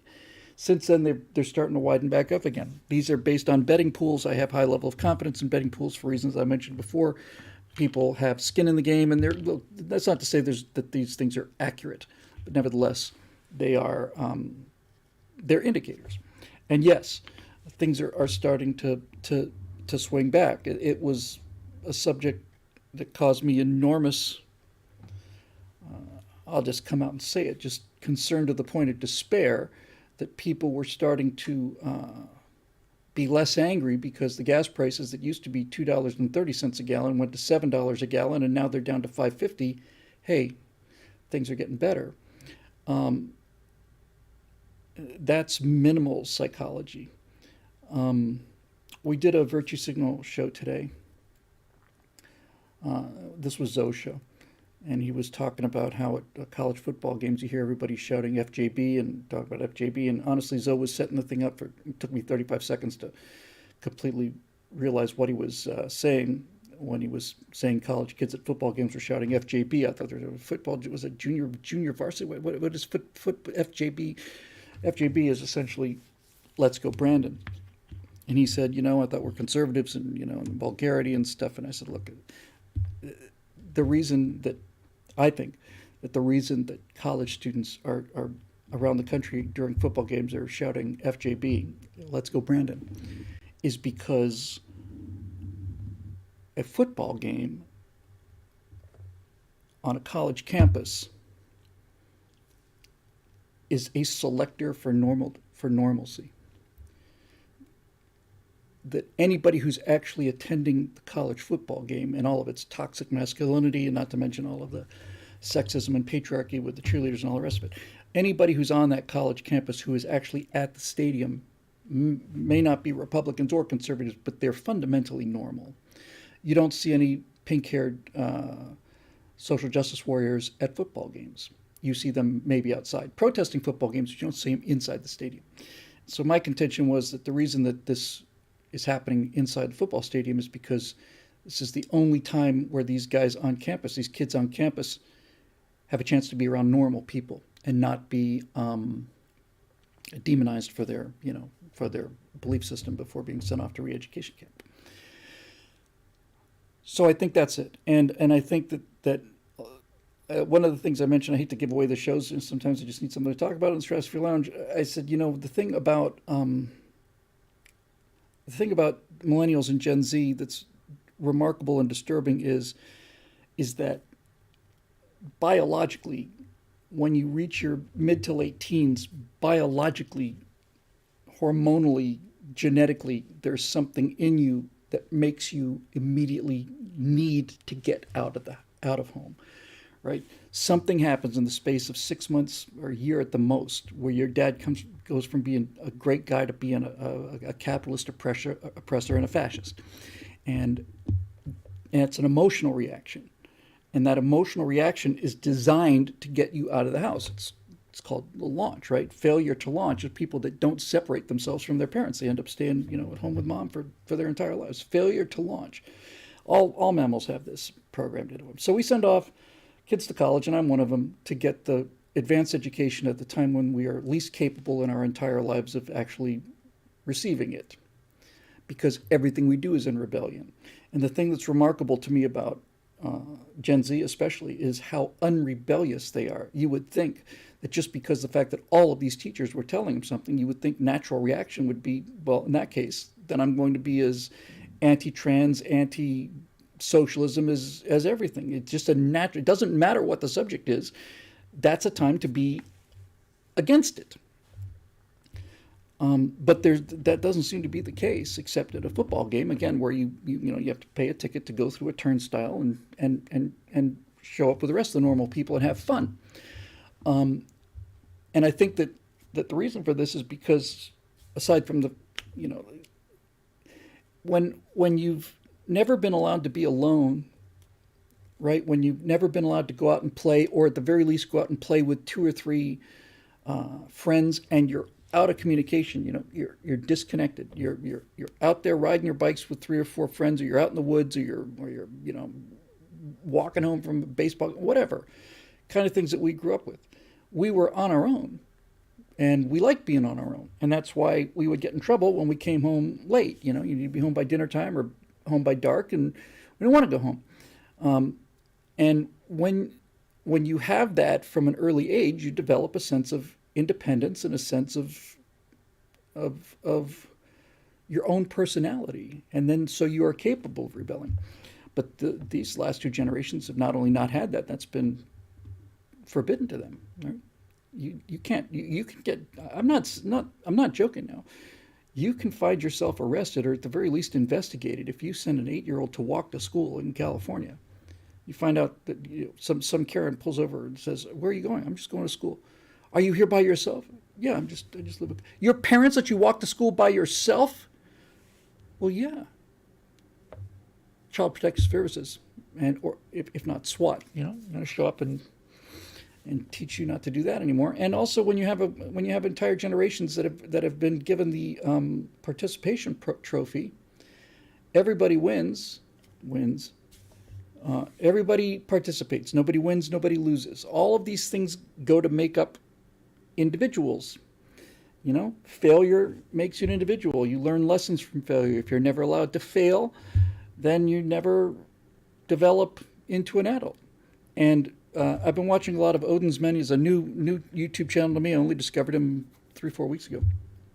I think he's a former Marine who basically just says he just watches TikTok videos, and he's actually extremely kind and extremely reasonable. He's not, he's okay. I'm with you on this. I don't want to hurt anybody's feelings. He's great. And I watch these videos, and I watch him watching these videos, and he comes back to it again and again and again. He says, these are children. These are post-puberty children. They're children, and they will never grow up. It's too late now. You cannot give them the childhood that they already had taken away from them. It had something to do with my virtue signal topic today. There's a group of, it's a Canadian TV documentary. A group of white women got together. I don't know, 8 or 9 or 10 of them got together and hired a black woman to come in and talk to them about their white privilege. And this black woman wasn't exactly Sojourner Truth, She was pretty well paid for this, I imagine. And so they brought this person in to enlighten them about their white privilege and how racist they all were and stuff. And and this one woman in her defense said, "I really thought seriously about dating a Hispanic." Well, Hispanics don't count, says the black woman. That must be refreshing for Hispanics to hear. She said, "Well, I was just thinking about having, I was really actively considering having, children with really much darker skin color. And then, look at me, I was almost there, And I said, these people are nuts. They're neurotic. They're clinically neurotic. You don't even hear that term applied anymore. In the 60s, even before I'm a kid of the 70s ultimately, really. But in the 60s, everybody was using the term neurotic. Don't be neurotic, don't be hysterical. And now, look, the thumbnail definition of a character disorder person is a person who blames everybody else for their problems, and a neurotic blames himself for everybody else's problems. That's what neurosis is it's taking on responsibility and guilt for things that you didn't do. It's masochism, self-flagellation. That's why I call this episode The Flagellants. So Zoe, as usual, had some interesting takes on this and said, he said, yeah, well, don't, every time you try and deny that white supremacy is there, you're making a mistake. White supremacy does exist. It exists for liberals. That's why it's here. That's who is the author of it. That's who does it. And he's talking about this. And I said, yeah, you know what, man, when you come right down to it, you're absolutely right, as usual. This black woman who they've hired to come in and talk to them about how racist they are, when you get right down to it, she's the help, right? She's the help. She's the hired help. She's a person that they've hired to do some work around the house. I notice that none of these people in this group who hired this black person to come in and tell them about their white privilege, I notice that there are no black women in this group. In other words, these white liberals don't have any black friends, real friends. So they go and hire a person to come in to tell them how privileged and awful they are, and they are paying big money to be told how awful they are. If that's not neurosis, then the word has no meaning. They're all neurotic. They're children. They're grown children. And my observation was that the lower you go on the economic scale, the less that this kind of thing matters. You don't see construction people hiring blacks to come in and tell them how racist they are, because as you get lower on the economic scale, things actually get much more integrated, right? You work in construction, you're working with black people, you're working with Hispanics. You don't treat them as blacks or Hispanics. This guy's either good with drywall or he's not good with drywall, and it's just that simple. And the further you go up on the educational and income scale, you reach a point where that thing starts to diverge. And those people are the people with white privilege, and they are universally Democrats. Because Republicans don't feel that way, because Republicans who make money don't feel guilty about making money, because Republicans have character. They have a sense of self-respect. I've never known a single Republican millionaire who felt bad or in the slightest way needed to convince everybody else he was a great guy and mitigate the fact that he became a millionaire, because those guys worked their tails off and they earned it. So all of this stuff to say that I'm glad to see that the polls seem to be heading back in that direction. Look, I was really pretty sure that that there was no way that Gavin Newsom was going to survive the recall after what he had done to California, after the lockdowns and after the number of businesses destroyed and the French Laundry thing. I thought there's no way this guy's going to survive the recount. And he sailed through it. And he sailed through it because I had grossly underestimated the servility of a significant portion of the population. And most of those people, in fact, from a statistical point of view, all those people live in blue states. In fact, they live in blue cities in what would otherwise be red state.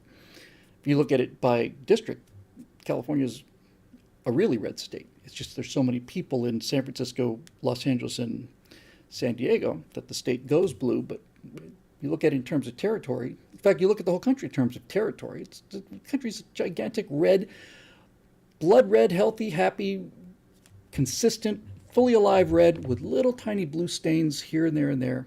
And that's why they're working on making sure that the red areas don't get to stay red because of the Electoral College. They want the little blue areas to control everything. So while I was amazed that Newsom won the recall, that's what, 6 months ago now? 6 months ago? When I come to work in this studio every day, 3 out of 4 people in this building are continuing to wear masks. There's no requirement for them to wear masks. There's no signs outside that say they need to wear masks. There's no, certainly no social pressure on them, at least from normal people, to wear masks. But here in LA, 4 out of 5 people in this building continue to wear masks. And every day that goes by, I give them sharper looks. And I don't sneer at them. I just give them looks of amazement. Like, are you waiting for Fauci to call you personally? I saw the DART impact mission, and I watched the people in Mission Control, just erupt with joy. And one of them was wearing a mask. Think about that. One of them. That is a profound statement, Coffee Shinato. I've never heard it put that succinctly before. That's really profound. In the YouTube comment section, Coffee Shinato said that the pandemic broke a lot of people. That's exactly what it did. It broke them. They weren't like that before, but they were susceptible. Their servility had never been put to the test before, and the pandemic broke them.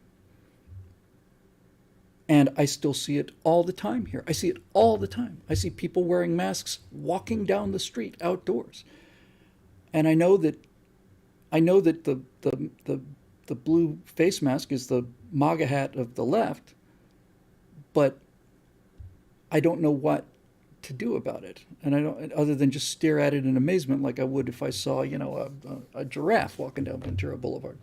That would get my attention the same way. Like, well, now that's not something you see every day, except it is. It is something you see every day. The Daily, not Daily Wire, was it? I think it was Babylon Bee. I didn't see the video. I just saw a little bit of it with the sound off. Did a bit about Californians moving to Texas and they're still wearing their masks and they're talking about they're going to be buried in their masks. They don't want to take any chances, you know. Okay. And then the beautiful thing about it is, and of course the Texas guys come over to see if he can lend them a hand, welcome them here, and they don't, my God, you know, there's a guy at the door, you know, oh, yeah. And then he's open carrying, and they all just completely freak out. And the Texas guy's response is not to say, you effing idiots, or get the hell out of here. His response is just to put on his cowboy hat and just look, you know, bless their heart. Takes all kinds, I guess. That's a person who's sane, and these people are not. And when you look at, I'll tell you one thing that the Odin's people thing has really shocked me about. It's the quality of the insanity hasn't shocked me, and not even the quantity of the insanity has shocked me, but what has shocked me is the incredible percentage of the craziest people that are actual teachers. That really, really, really surprises and disturbs me, that the most insane people with the most hatred and the most agenda, almost all of them are teachers. It's okay. All right, you know, there are mega trends that you can't fight. Public schools are done. They were the wonder of the world, but they're done. And if you send your kid to one of these schools and they come back hating you, you have no one to blame but yourself. Universities are finished. There's no why would you do this? Why would you spend $200,000? Well, $190,000 now that I'm paying for your $10,000 refund. Why would you send somebody to college today? We don't live in this second age economy anymore. We no longer live in this vertically structured, centralized economy. We live in a gig economy now. This is the information age. This is why I'm confident for the future, because all of this tyranny, all of the Soviet stuff, the Nazi stuff, all of the FBI stuff, all of the school system, all of this is predicated on institutions, right? The educational institution, the collegiate institution, the institutions. Institutions are gone. There are no unions for graphic designers. They just can't keep up with it. Here's a first-time chat. I always try to honor those on Twitch from Fly in 2003. Hey, I like that name. I think the pandemic merely showed us who the weak ones were. They were ready to tip, and COVID merely provided the final shove. Yes, actually, well said. In fact, Flying, you could probably take that even further. It's not even that it broke them or tipped them. It just exposed them. These were people who were always terrified. I did a firewall I liked an awful lot called Coerced Cowardice. I think it got 20,000 views over 6 months, which is what a guy unboxing a Rode microphone will get in the first 20 minutes. But yes, I think I know they're terrified people. They're cowards. I've mentioned this before, but it bears mentioning again. I saw it was the kind of thing that made me angry and sad and compassionate and all these things at the same time. This young woman whose face looked like she'd been in a fire. Her skin was just gone. It was red, cracked, caked, her eyes, and she had had an autoimmune reaction to the vaccine. And she was crying because her life was ruined. You don't come back from that kind of damage. I'm not saying she won't be better, but she's not going to be what she was before.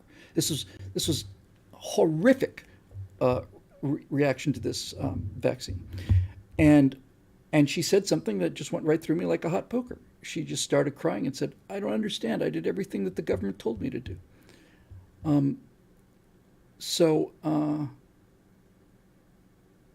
Yeah.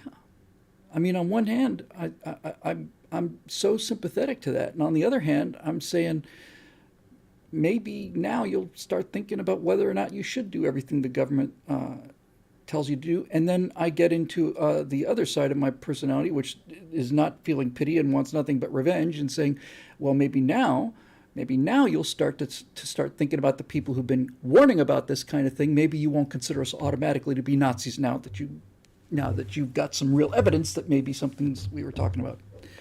wasn't in fact just us being stupid and being anti-science. Eric Blake here says in the comment section at Twitch, Bill, I got a sad story. Oh, good. There were a lot of people who came to my church on a regular basis before the pandemic and still haven't come back yet, in Florida, mind you. I suspect that's because, I don't know what that's because. I think it's because they realize that the people who are there without masks must be Trump supporters. I think that must be it. I think that's what I think it is. I think for people, for the progressives who are wearing masks, taking the mask off is essentially the same thing as putting a MAGA hat on, right? It means that the other side was right. It means that the other side was correct this whole time, And I suspect that overwhelms whatever spiritual feelings or community feelings they might have. It's inconceivable to them to admit that they might have been wrong about this. So they'd rather not go to church and keep the masks on than go to church where nobody's wearing masks because this thing is over, and that means that you've got to be a conservative, right? A broke college student here says, he's got a couple here. I'm going to get back to these questions, so I thought I'd make this a short show, but we're already almost 2 hours in, so so much for that. But he often has great insights because he's one of these younger guys. Regarding your thoughts on the ignorance of Gen Z, I no doubt believe it's true that many young people are criminally miseducated, but I wonder if there is bias sampling. You can find many a willful fool, but hopefully there are a great many. They are greatly outnumbered by their wiser and better peers.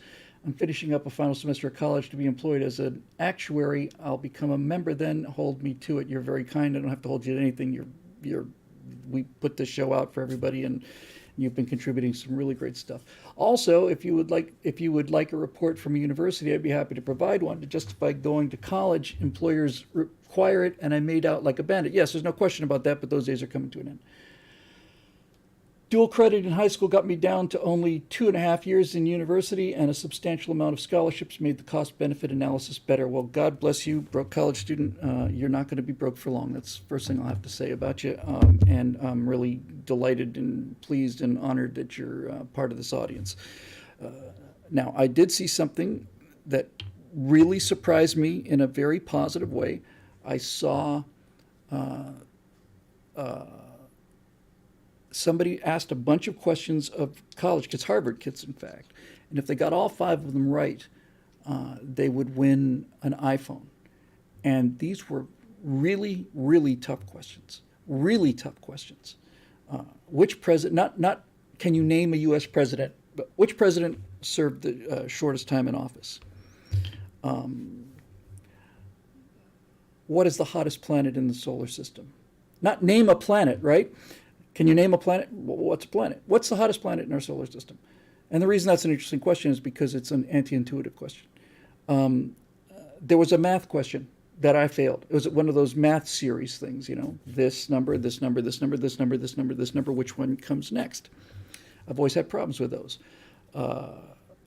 As a strange, quick aside, I bought an app just for killing time.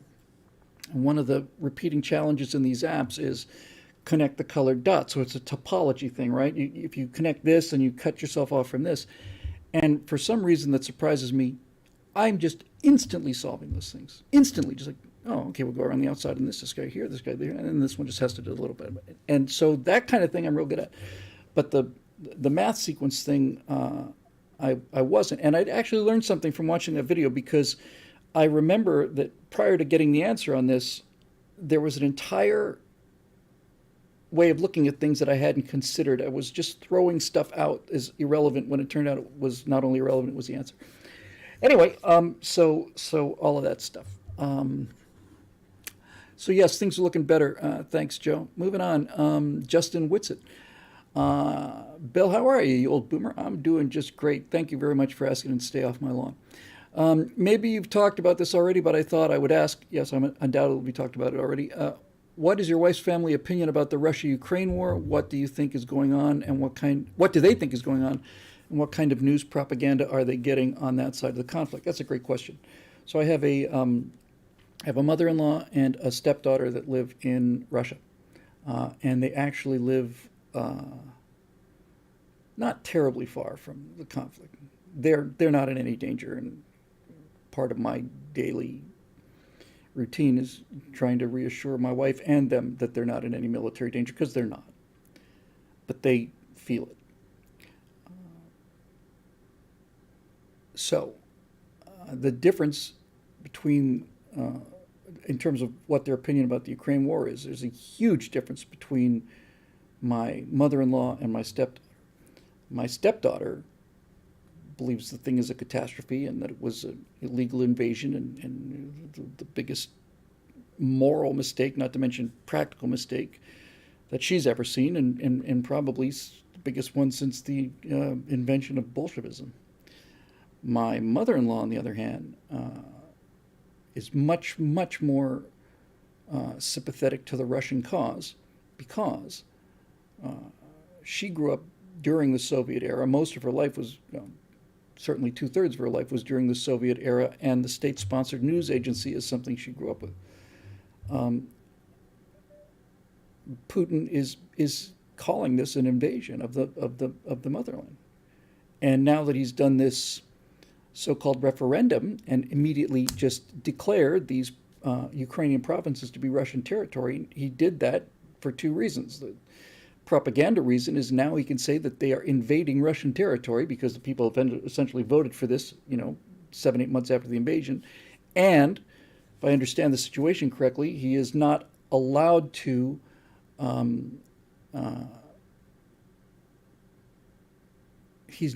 deploy reservists outside of Russia. So by declaring this Russia, now you can put 300,000 kids there.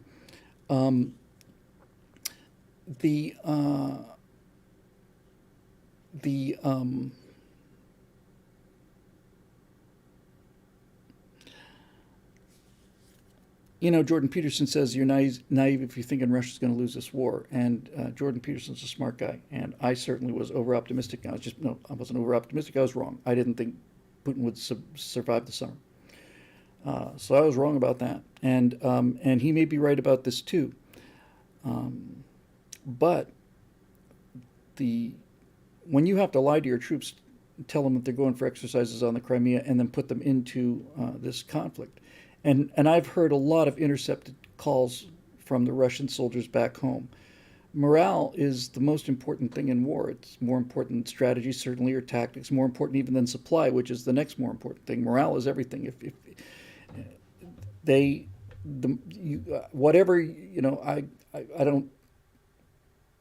I know there are people that support the Russian position on this. I can't understand that, but that's okay. We can agree to disagree about that. But certainly, if you have to lie to your troops about where you're deploying them, then you're not starting off on the strongest foot. And morale in Russia the Russian army morale there is cratered. So if Putin has doubled down and he wants to call up 300,000 reserves, and you have lines of people who are doing anything to get out of the country, young men, are fleeing the country, then that's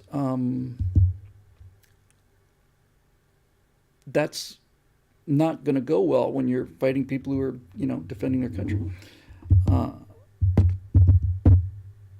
So, I mean, obviously, with the last 2-3 weeks, Ukraine has had tremendous amount of momentum, and like in most football games, many anyway, that momentum can shift about as quickly as possible.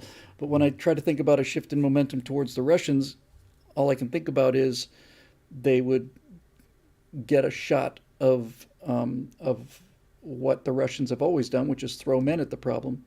But throwing men at the problem doesn't seem to have worked in the first place, and I don't think it's going to help them now.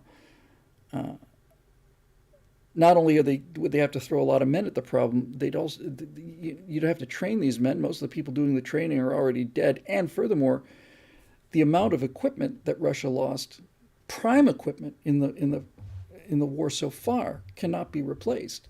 All of their smart munitions are gone. The cream of their air force is gone. Their armor is not only gone, a lot of their armor is gone over to the Ukrainians.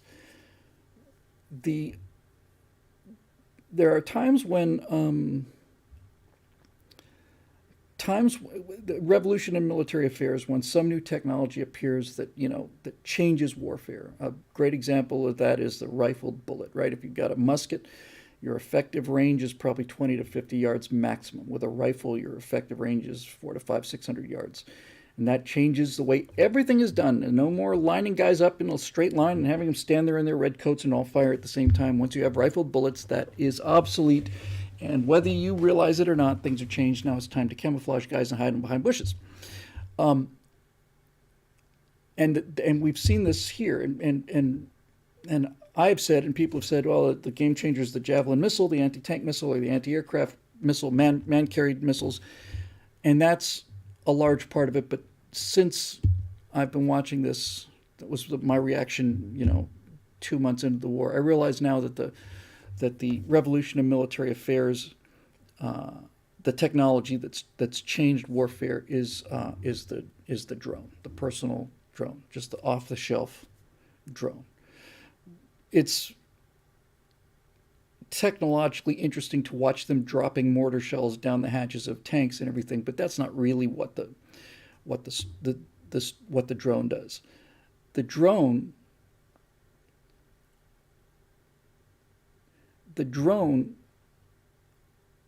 allows indirect fire to be lethally accurate. That's what the drones do. It's really just that simple. HIMARS is great, but regular artillery mess up your day if you can put the rounds on the target. And ever since there's been indirect fire artillery, long-range artillery, World War I, the entire idea was to see where the shots are landing so that you can dial them in.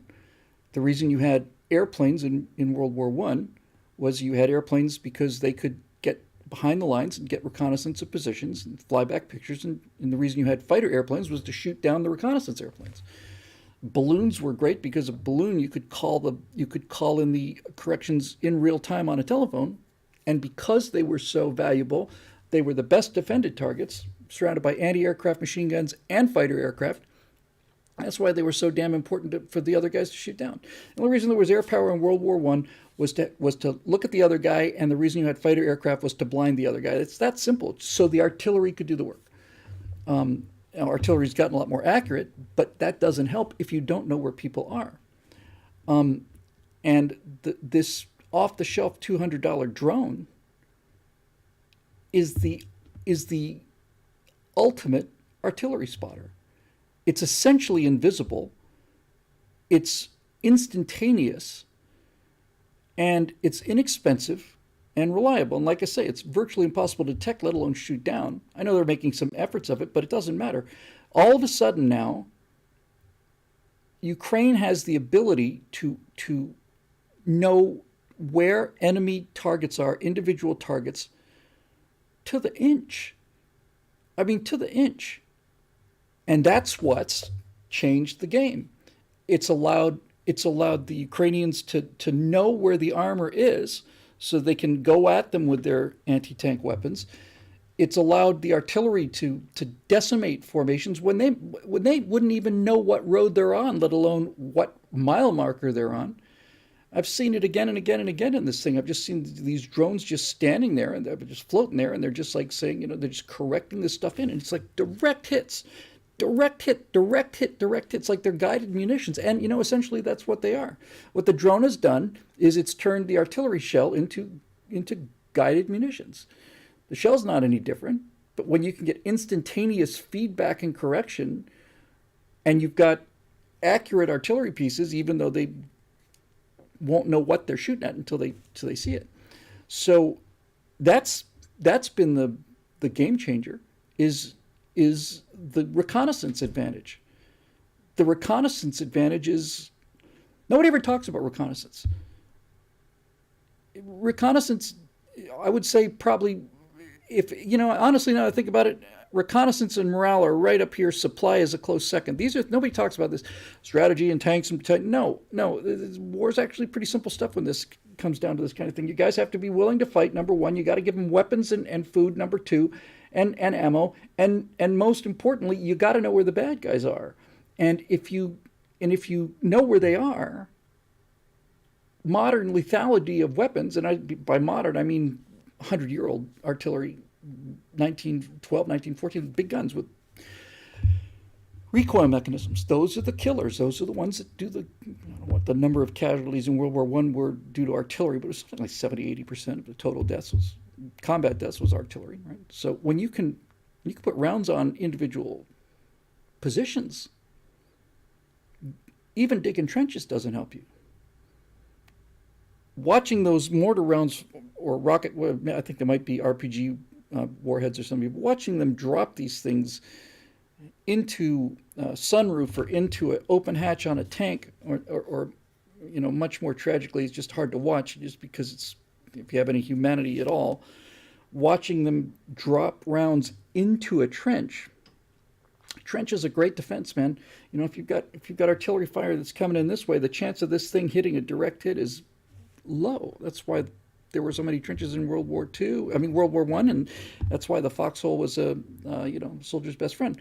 You get under the earth, you've gone a long way to protect yourself. But when these things come directly down on you, and when a miss is corrected instantly, your number advantage, your technology advantage, all that stuff goes away, and it doesn't work the other way. That's not to say that, first of all, the Russians don't seem to have the kind of drones that the Ukrainians have, but even if they did,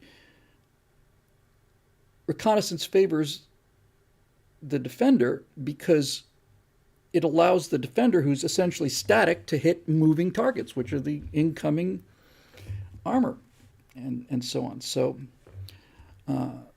anyway, the situation is starting to seep in.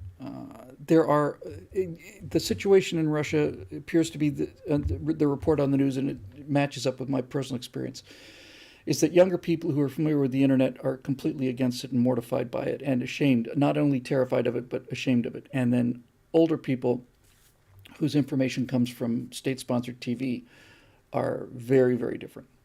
And I had really significantly underestimated the degree of that support. But look, you're getting at the point now where you can't cover up things like all of the military-age men in your city hitting the highway. And so my perception of it is, among my two relatives that are living in Russia right now, is that it is changing and becoming less that the overall the Russian population that feels like this is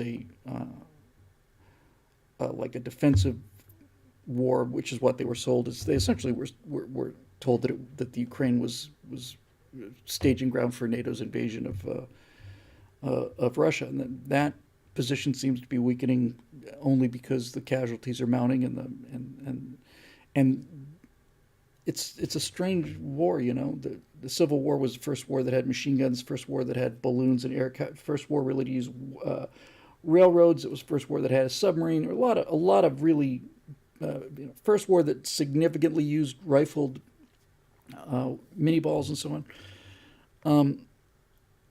And this war has that kind of reconnaissance. And this war also has, to my astonishment, it's really quite astonishing.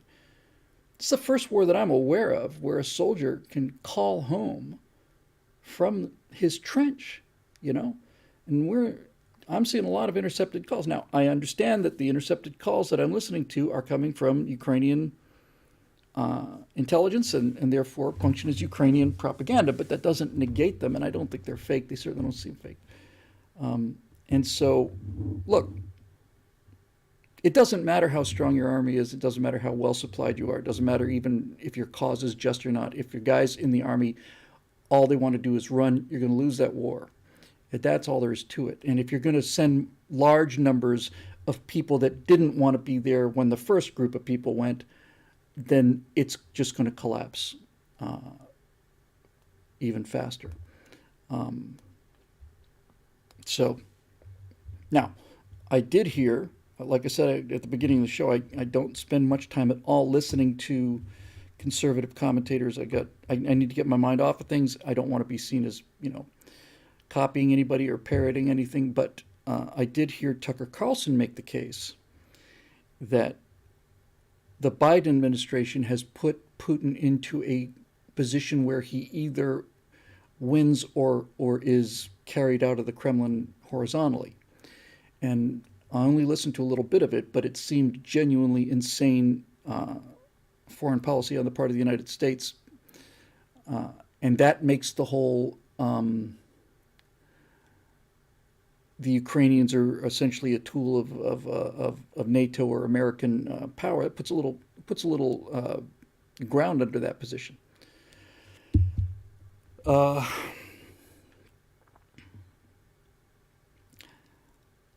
My biggest lesson about this, Justin, is a realization, and this doesn't just apply to Putin, and it doesn't just apply to Stalin or Hitler too. It also applies to Joe Biden and all of these people. It connects to the work I've been doing on the Soviet terrorist state. It connects to Iraq. It connects to everything.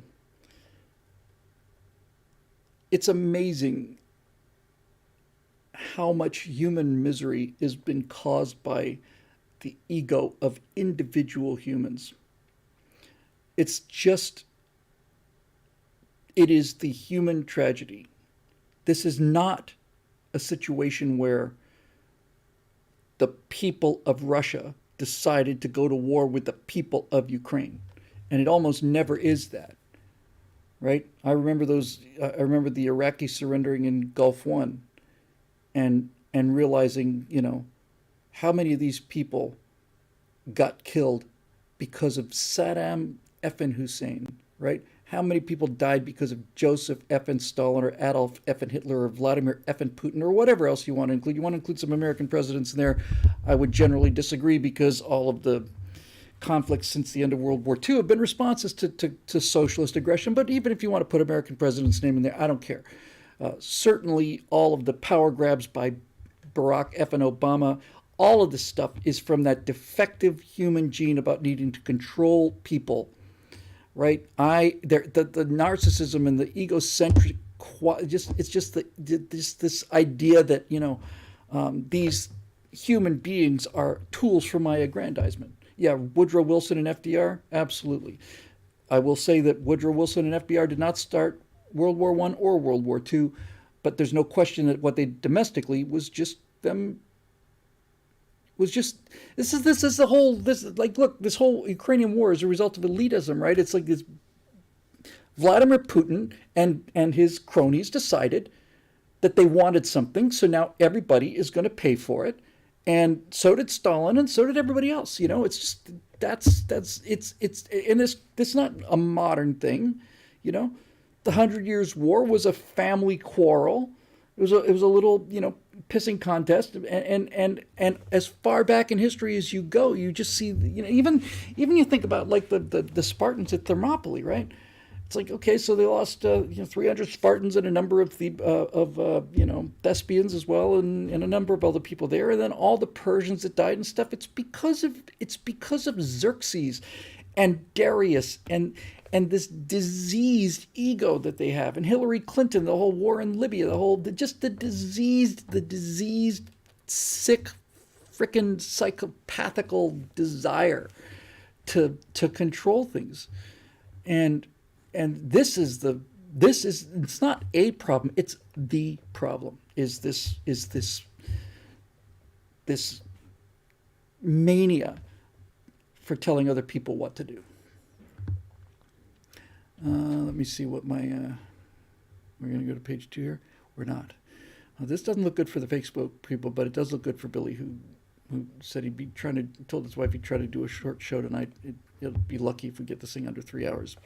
But in any event, so I'm gonna move on here. From Cody Fett, Bill, have you gotten around to watching any videos by Freedom Alternative? I have not. Particularly their travel blogs.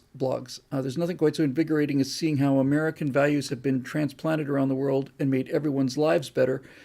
In their travelogue about Albania, they showed how things like freedom of speech and free markets turned literally the worst country on earth into one of the greatest nations on the planet in just a quarter century. Less if you discount the early stumbling. There are other stories like that 2 on their channel. To put this in the form of a question, though, doesn't it seem to be the case that the twin narratives in conservative circles here in America, that every step made by leftism is irreversible and that America is the only country with any freedom, are all kind of unhelpful for morale? That's a fantastic question. Let me deal with the irreversible thing first. It feels irreversible. It just does. And as I've said, now don't tune out yet. You need to stay with me on this one. Rust never sleeps. The weeds always grow. You cannot win against entropy. You have to push the boulder up the hill every day, and that is as close to victory as you get, is perpetual effort against entropy. It is easier to let something fall apart than it is to build something, and the people who are trying to pay you to have things fall apart have a much easier job than the people who are trying to convince you to work your tail off. You can look at all of this, all the collapse of civilization, all of it is a fight against entropy. And entropy is not just a bad idea, it's the law. So, there are forces that are not just political forces, there are laws of physics that favors the left. It is much easier to be told what to do than to figure out what to do. It's easier to tax a company than it is to run a company. All of this stuff is entropy in action. And the United States model is predicated on enough reward built into the system to generate the hard work necessary to fight the entropy. That's why we're successful. We were the first society to recognize that if you could let people keep the fruits of their labor, they could increase the amount of work that they did to the point where they would actually begin to outwork entropy. The reason that you could go essentially anywhere in the world that's not the West, and America are the group of people that self-selected themselves from the West. The West were the people that really had this entire idea of reason and delayed gratification, all the rest of the things you have to do when if you don't plan ahead, you're going to starve because it's cold. So you had that, and you had this entire idea of reason and law and stuff in Europe, and then you had people self-select from all over Europe and then eventually all around the world saying, you guys are on the right idea, but you're not going fast enough. So they come here. So here we are. We're like this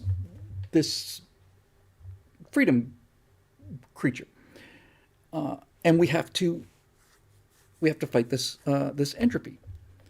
So the question is, do you think that we're the only country with any freedom at all, and that leftism is irreversible? Leftism is not irreversible. I come back to the same example every time. Whenever I feel this despair and this just sense of loss and anger and resignation, I come back to the same example every time. And every time I think about it, it just pulls me right out of it. I have seen automobiles and aircraft that were made in the 1930s or 40s that not only look like they came out of the factory today, but in both cases, they were rusting hulks. There was nothing but rusting hulks. I have seen people take a Ford that has sat in a barn for 60 years. The rubber has disintegrated and gone back to the earth. The leather has completely fallen apart. The only thing that's essentially left is the steel chassis, right? The steel chassis and much more importantly, the blueprint. The blueprint survives, and there's still enough of that chassis left. So I have seen people take, and they don't have to buy them. People will pay them to cart a junk car out of a backyard someplace, and these people take these things home, and the first thing they do is they take off everything that can't be saved, and they throw that away. But they have the plans, and this is the part that matters. So then they get on the chassis and they start taking off the rust, and they just start sometimes with a toothbrush, and they just get in there and get all the corrosion off of it. They put a powder coat on there or something so that doesn't get any worse. Turns out that steel chassis is actually in pretty good shape, strong. All the parts that have completely decayed, they replace with a religious level of devotion to the original blueprints. They could just put any tires on this car, but they don't. They put tires on that 1931 Ford that were the original tires on that 1931 Ford, even if they have to make them themselves, right? So they take a car that was brand new and was reduced to a rat's nest of rust and bird dung and all the rest of it, and restored it to the way it looked when it came out of the factory, and they have made it better because they've put seatbelts in there, or maybe they put a nicer radio, or they don't have to, but almost always the things that they put in are better than the things that were there originally. They don't put LED headlights on the things, but the electrical system that they put in is much better than the electrical system that was there when the car was there, if only because of the fact that the hidden wires are not shielded in cloth, they're shielded in plastic and rubber. So again and again and again, I've seen aircraft that were beautiful when they were made reduced to, in fact, I have to show you. I just have to show you because you really doesn't, I can't make the point until I show you. I'm looking for a specific example here.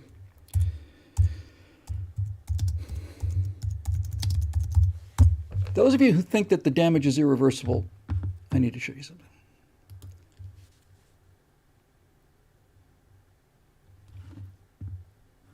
Perfect.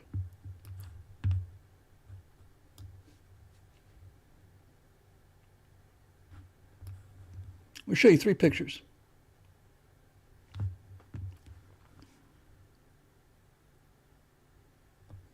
And I knew exactly where to go for this.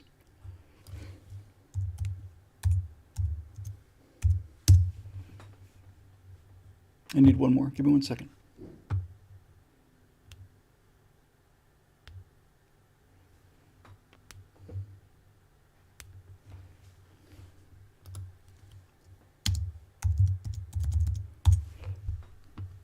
I want photographs. I don't want art. It's important I get photographs. Okay. Yeah, this will work. All right, so 3 photos for you. Is the destruction of this country irreversible? Is leftism irreversible? I'll give you my answer. Here's picture's worth 1,000 words, so here's 3,000 words for you. Here's the first picture.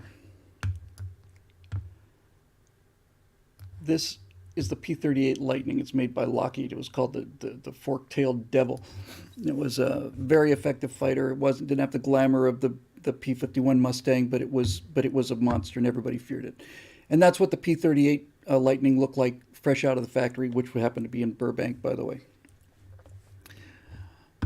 This is a picture of a P-38, an individual P-38 that looked like this one, looked brand new, came out of the factory brand new, like all other brand new things. And this P-38 is called Glacier Girl. That wasn't its original name. The reason they called this P-38 Glacier Girl is because they found it under a glacier. Somebody had crash landed the thing somewhere, I forget where, Greenland or something like that, and the snows melted, and then they formed again, and this P-38 was under the ice for 50 or 60 years. So let's just be sure we're all on exactly the same page here. This is what America looked like before the left got a hold of it, and this is what America looks like now that the left is doing what they do. But you can see that Glacier Girl here is surrounded by guys with ropes, because it turns out there were patriots who loved this country, and they loved the P-38 the way that we love America. So they took this thing out of here, and they put all of their time and money and effort into it, volunteered. They didn't use any state money or anything. It was a cooperation of aviation lovers and patriots, and they spent an enormous amount of time and work, and I mean an enormous amount of time and work. And they took this is an actual photograph. They took this, and here's what it looks like today. This is Glacier Girl today. Now, there's a lot of JPEG compression in there, which I actually need to find another copy of because it's the details that matter. Give me a second here.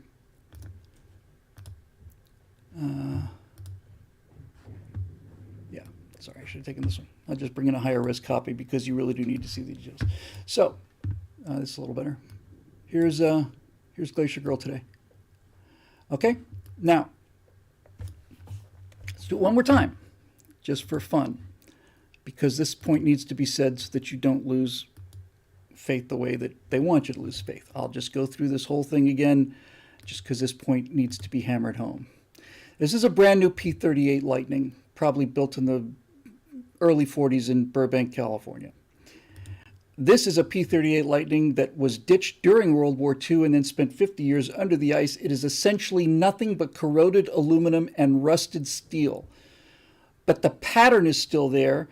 The spars and the main fuselage are still there, and most importantly, we still have the blueprints for the P-38. So you haul this thing out of the ice with a crane, you take it to a workshop, you get people who love and admire this thing, and with incredible care, they take all of the rust off of this thing.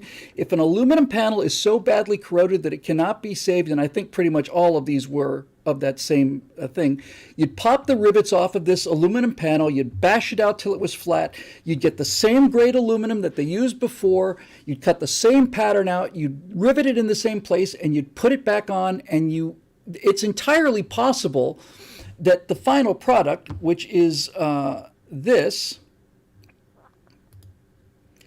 it's entirely possible that none of the skin you see, in fact, it's entirely possible that none of the parts you see are original to Glacier Girl. So the question is that a P-38 or not? And the answer is, you're damn right it is, because the same argument applies to us as well.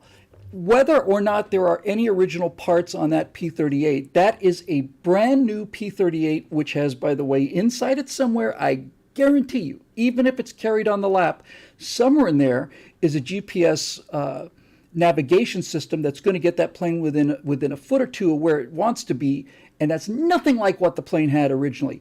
It is absolutely as beautiful as it was, and Resort Dog, I'm sorry, and Dave Wellman nailed it.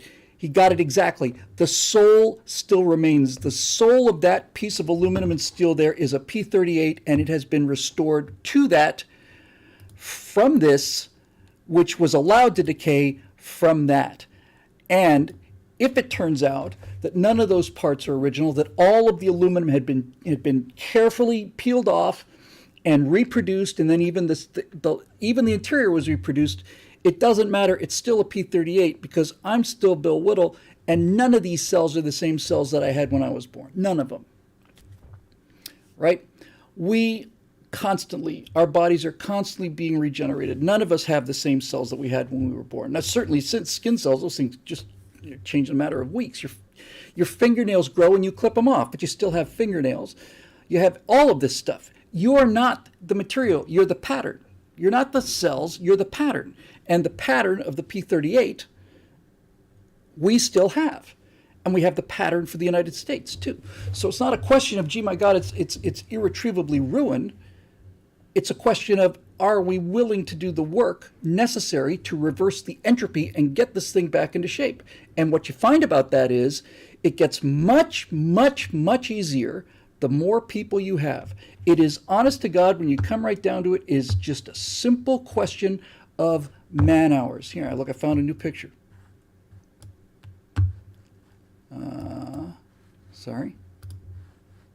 Just, it's a good picture because it, stop that. Just stop doing that. You bastard. Hang on. Where'd it go? Here it is. Oh, come on. I'm going to show it to you anyway because it's worth it. I may have to screen grab this, but I don't mind about that either. How about you? Wow. Okay. I showed you that one picture. Here you go.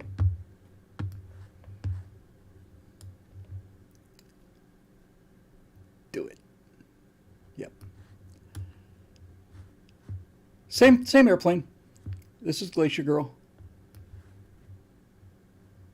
So, next time you wake up tomorrow and you think back about that P-31, P-38 that we used to have, and you look out the window and you see that this is what's left of it, you're right. You're right. This is what's left of it. Now, the question is it gone? Is it destroyed? Simple answer for that is yes or no, depending on the decision that you make. Yes or no. And I might point out that to go from this to this, hang on. The more people that worked on it, the faster it went, but it did not take millions of people to do this. It didn't take hundreds of people to do this. It took scores of people, maybe dozens of people to do this. So it's not even like, hey, we don't have the majority of the population or not enough people still believe in it. That's not relevant. It's what's relevant is what is the degree of passion and commitment? How much do you believe in this? How much do you believe in it? Here's the cockpit. Can't make this point often enough. I need to hear this myself more than anybody sometimes. Here's what the inside of Glacier Girl looked like when they pulled her out of the ice.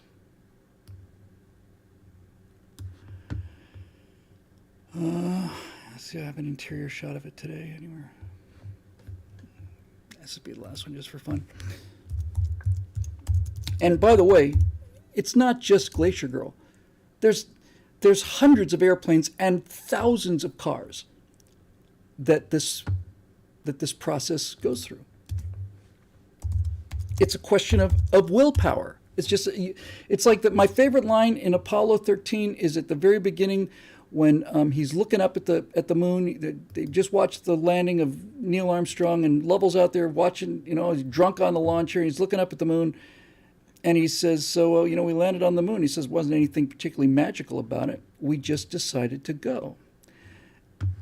And that line went right through me because it's the point. We just decided to go.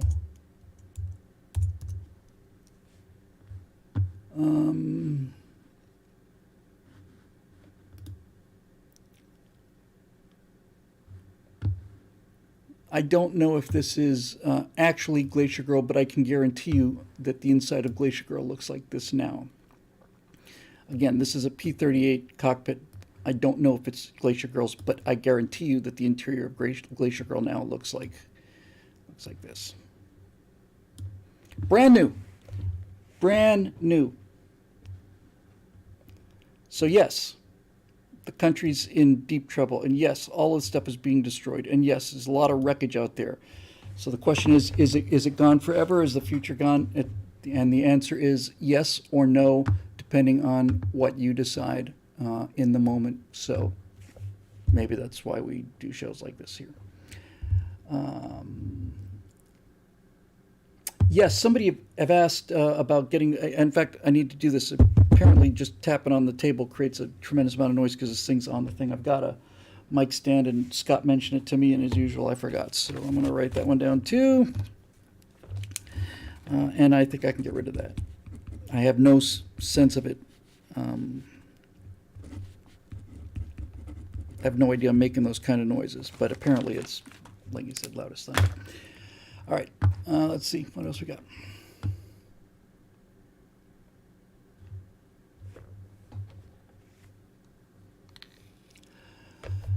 Bill, I have heard many people concerned that the United States might be behind the sabotage of the Nord Stream pipelines, and that in doing so we may be pushing closer to nuclear war. Back in July, when America was offering to increase liquid natural gas exports to Europe, and then shortly thereafter a mysterious explosion crippled the huge Freeport LNG export facility in Texas, I don't recall anyone suggesting that the Russians were pushing us to nuclear retaliation or that they were declaring war on the EU by denying them American liquefied natural gas ahead of winter. When the Russians commit sabotage against our civilian infrastructure, wouldn't it be engaging in tit-for-tat retaliation against their civilian infrastructure, back actually reducing the chances of an all-out war? Wouldn't allowing Russian sabotage to go unanswered encourage more aggressive action by the Russian leadership against us in the future? P.S. With regard to you not wanting the headache of device and password security, this is Chris Taylor, legal, insurance, HR precautions, etc., don't you think every engineer, scientist, and technician working on every military jet, nuclear submarine, missile, physics package, etc., were also frequently annoyed that they had to deal with constant, unforgiving, but essential security precautions? Everybody wants to be a Cold Warrior until it is time to do Cold War stuff. I would agree with you on this, Chris, but I would also point out that if you're working on a defense program for the Pentagon, you're not working for that program all by yourself. That would be the thing that I would say is the main problem here. Yes, all of these facilities have all of these precautions that you put in place, but there's not one guy who's doing the calculations on the board and then go into the machine shop and drill in the holes and then constructing the bomb and then wiring the bomb, then go into do the computer math, and then he's not cleaning up the garbage pails at night, and he's not parking the cars either. So they've got a staff for that. I don't mean to be quite so pissy about it, but it's not that I'm unaware of the problem. It's that I'm very limited in what I can do about the problem right now. So that's why. It's not a question of not taking it serious, and I'm pretty sure it's not a question of laziness. It's just a question of capability. Road Rider. The question first. Bill, aren't you a little hard on yourself about your reach considering how many people have seen, watched, and viewed your content over the years? Don't jump in with a comment. Just keep reading. Okay. I just got done looking for one of your videos. Look through your site, PJ Town Hall archives, and the unlisted shows on YouTube. You've humbly said you've had millions of views. In a time or two, I'd kind of rolls my eyes and scoffed just a little. After doing that thorough search of all your vids and seeing how many views just on YouTube your videos have gotten, it's clearly in the millions and tens of millions. That's not the same 100 people watching each show a million times. You've been seen by and influenced hundreds of thousands, if not millions of people over the years. I'm not saying quit, give up, move to a cabin at Joshua Tree Monument. Just saying to take a moment to think about the influence you have had. That's all. How else would I have known the phrase, we're going to whip those Marxists out of their boots, out of their boots? That and 1,000 other Bill Whittle phrases that have helped me and my family through these crazy years. Road Rider. Thank you for that. I needed that very badly. And just to clarify, because sometimes, when you hear enough whining and crying and complaining about things, it can get to be kind of generic. And I've been doing a lot of that lately. The things that are eating me alive are not a lack of awareness of reach. They're all concerned with trend lines. They're all concerned with the relative positions. That's the stuff that that drags me down. I've heard enough from enough members to realize that I'm one of those very, very, very fortunate people in life who've managed to make a positive, concrete positive impact in the world, and no one can take that away from me. And when the end of the day comes, I'm reminded of that. The thing that gets me so emotional about it, and frankly, Road Rider, it's comments like this that really, really, really help me. The thing that gets me so torqued is that every day that goes by, we need these kind of messages more and more, and I'm tired of watching this influence recede down the railroad tracks.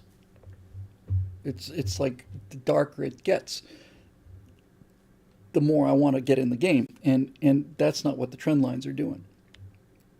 It's been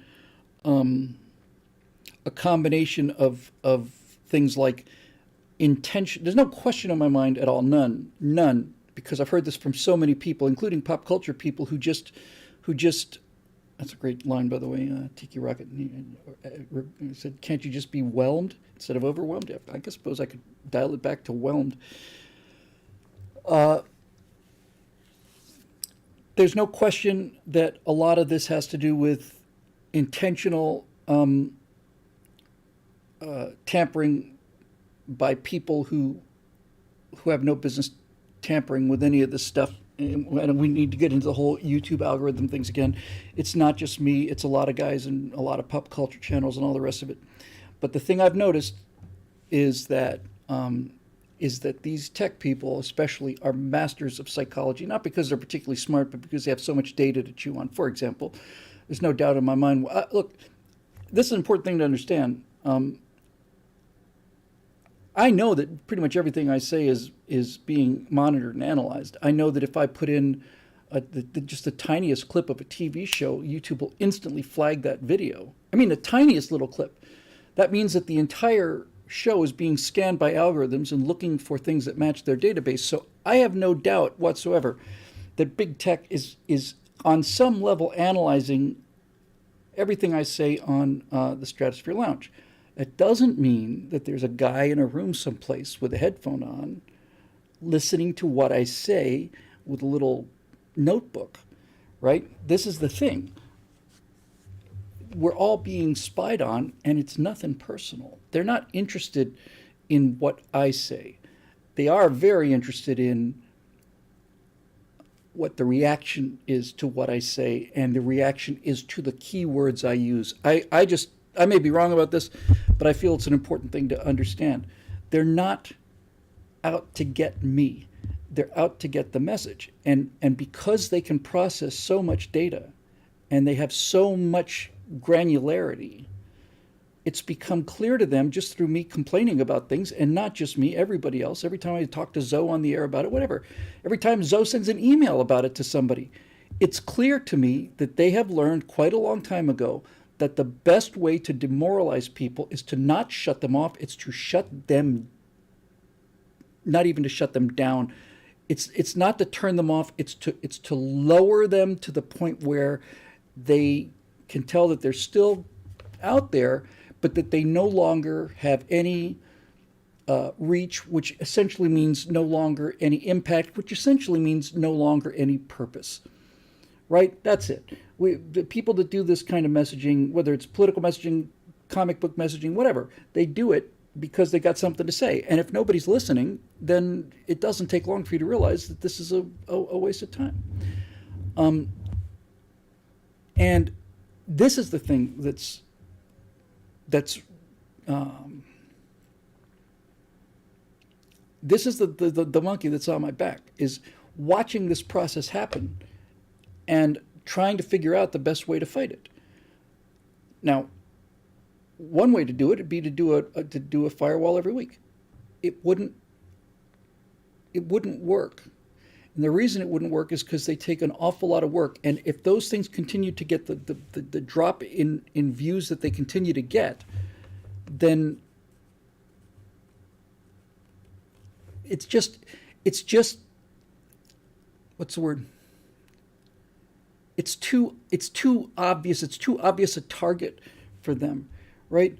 The answer to this problem is one of two things. I really believe this. One answer is to join an organization that has the marketing reach to guarantee like a minimum exposure. Daily Wire, Blaze, Prager, a couple of others, right? Join that team, and look, that's the pattern. Andrew Klavan used to work with me at PJTV, and Steve Crowder used to work with me at PJTV, and Steve Green had his own blog, and Scott Ott had his own blog, and we were all out there kind of as individuals. And as this thing has happened over the course of 14 years now, I guess, of making videos, and as these control freaks have continued to dial down the message, the alternatives disappear. Streaming, I know I'm changing metaphors here, streaming video has killed small movies.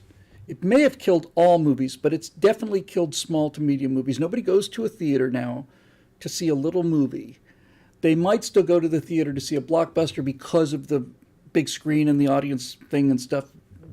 That vote isn't in yet, but nevertheless, nobody joins nobody goes to see a movie that you can just turn on Netflix and watch on your widescreen TV and have a perfectly fine experience with it. So the whole market for making a small film and releasing it through theaters, that's just not there anymore. It's gone. Technology has taken that off.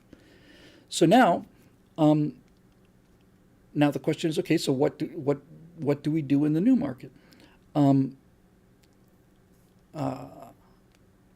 Flying says, could you join Blaze or Daily Wire or so on? I suppose I could. I had discussions about joining Daily Wire, and Daily Wire wanted me to do historical stuff pretty much exclusively, and I don't blame them. They're a business. They're the best run business I've ever seen. Jeremy Mooring has the best business mind of anybody I've ever encountered. I got my Jeremy's Razor kit late because I had the wrong address, but when I got it and opened it up, I was just slack-jawed at how perfectly executed it was, how perfectly executed, the quality of the materials, the humor that was in the package, the Jeremy's Razor thing was perfectly executed. The commercial was perfectly executed, and the motivation was perfectly executed. So yes, I have. I am working for Daily Wire. I'm working for them part-time so I can keep this thing going. So the question is, why do I keep this thing going, really? I mean, ultimately, that's what it comes down to. I could shut all this down, move to Tennessee, and make a decent living and all the rest of it. And there's a couple reasons why I don't want to do that. And the number one reason, by a wide margin, is I can't work for Daily Wire and keep the existing membership base. And it's that simple. And so I have to ask myself, do I want to give that up in exchange for the reach? And the answer is no. I don't. Broke college student says, this is why I have a problem. I give Daily Wire free advertisement. They don't need free advertisement. They got plenty of advertisement, and they know what they're doing. I hope I'm crystal clear on this. I try to be crystal clear on this. Not only do I not have a problem with Daily Wire, I admire everything they do. I've loved working with them, and I love to continue to work with them. And they have basically kept this thing afloat.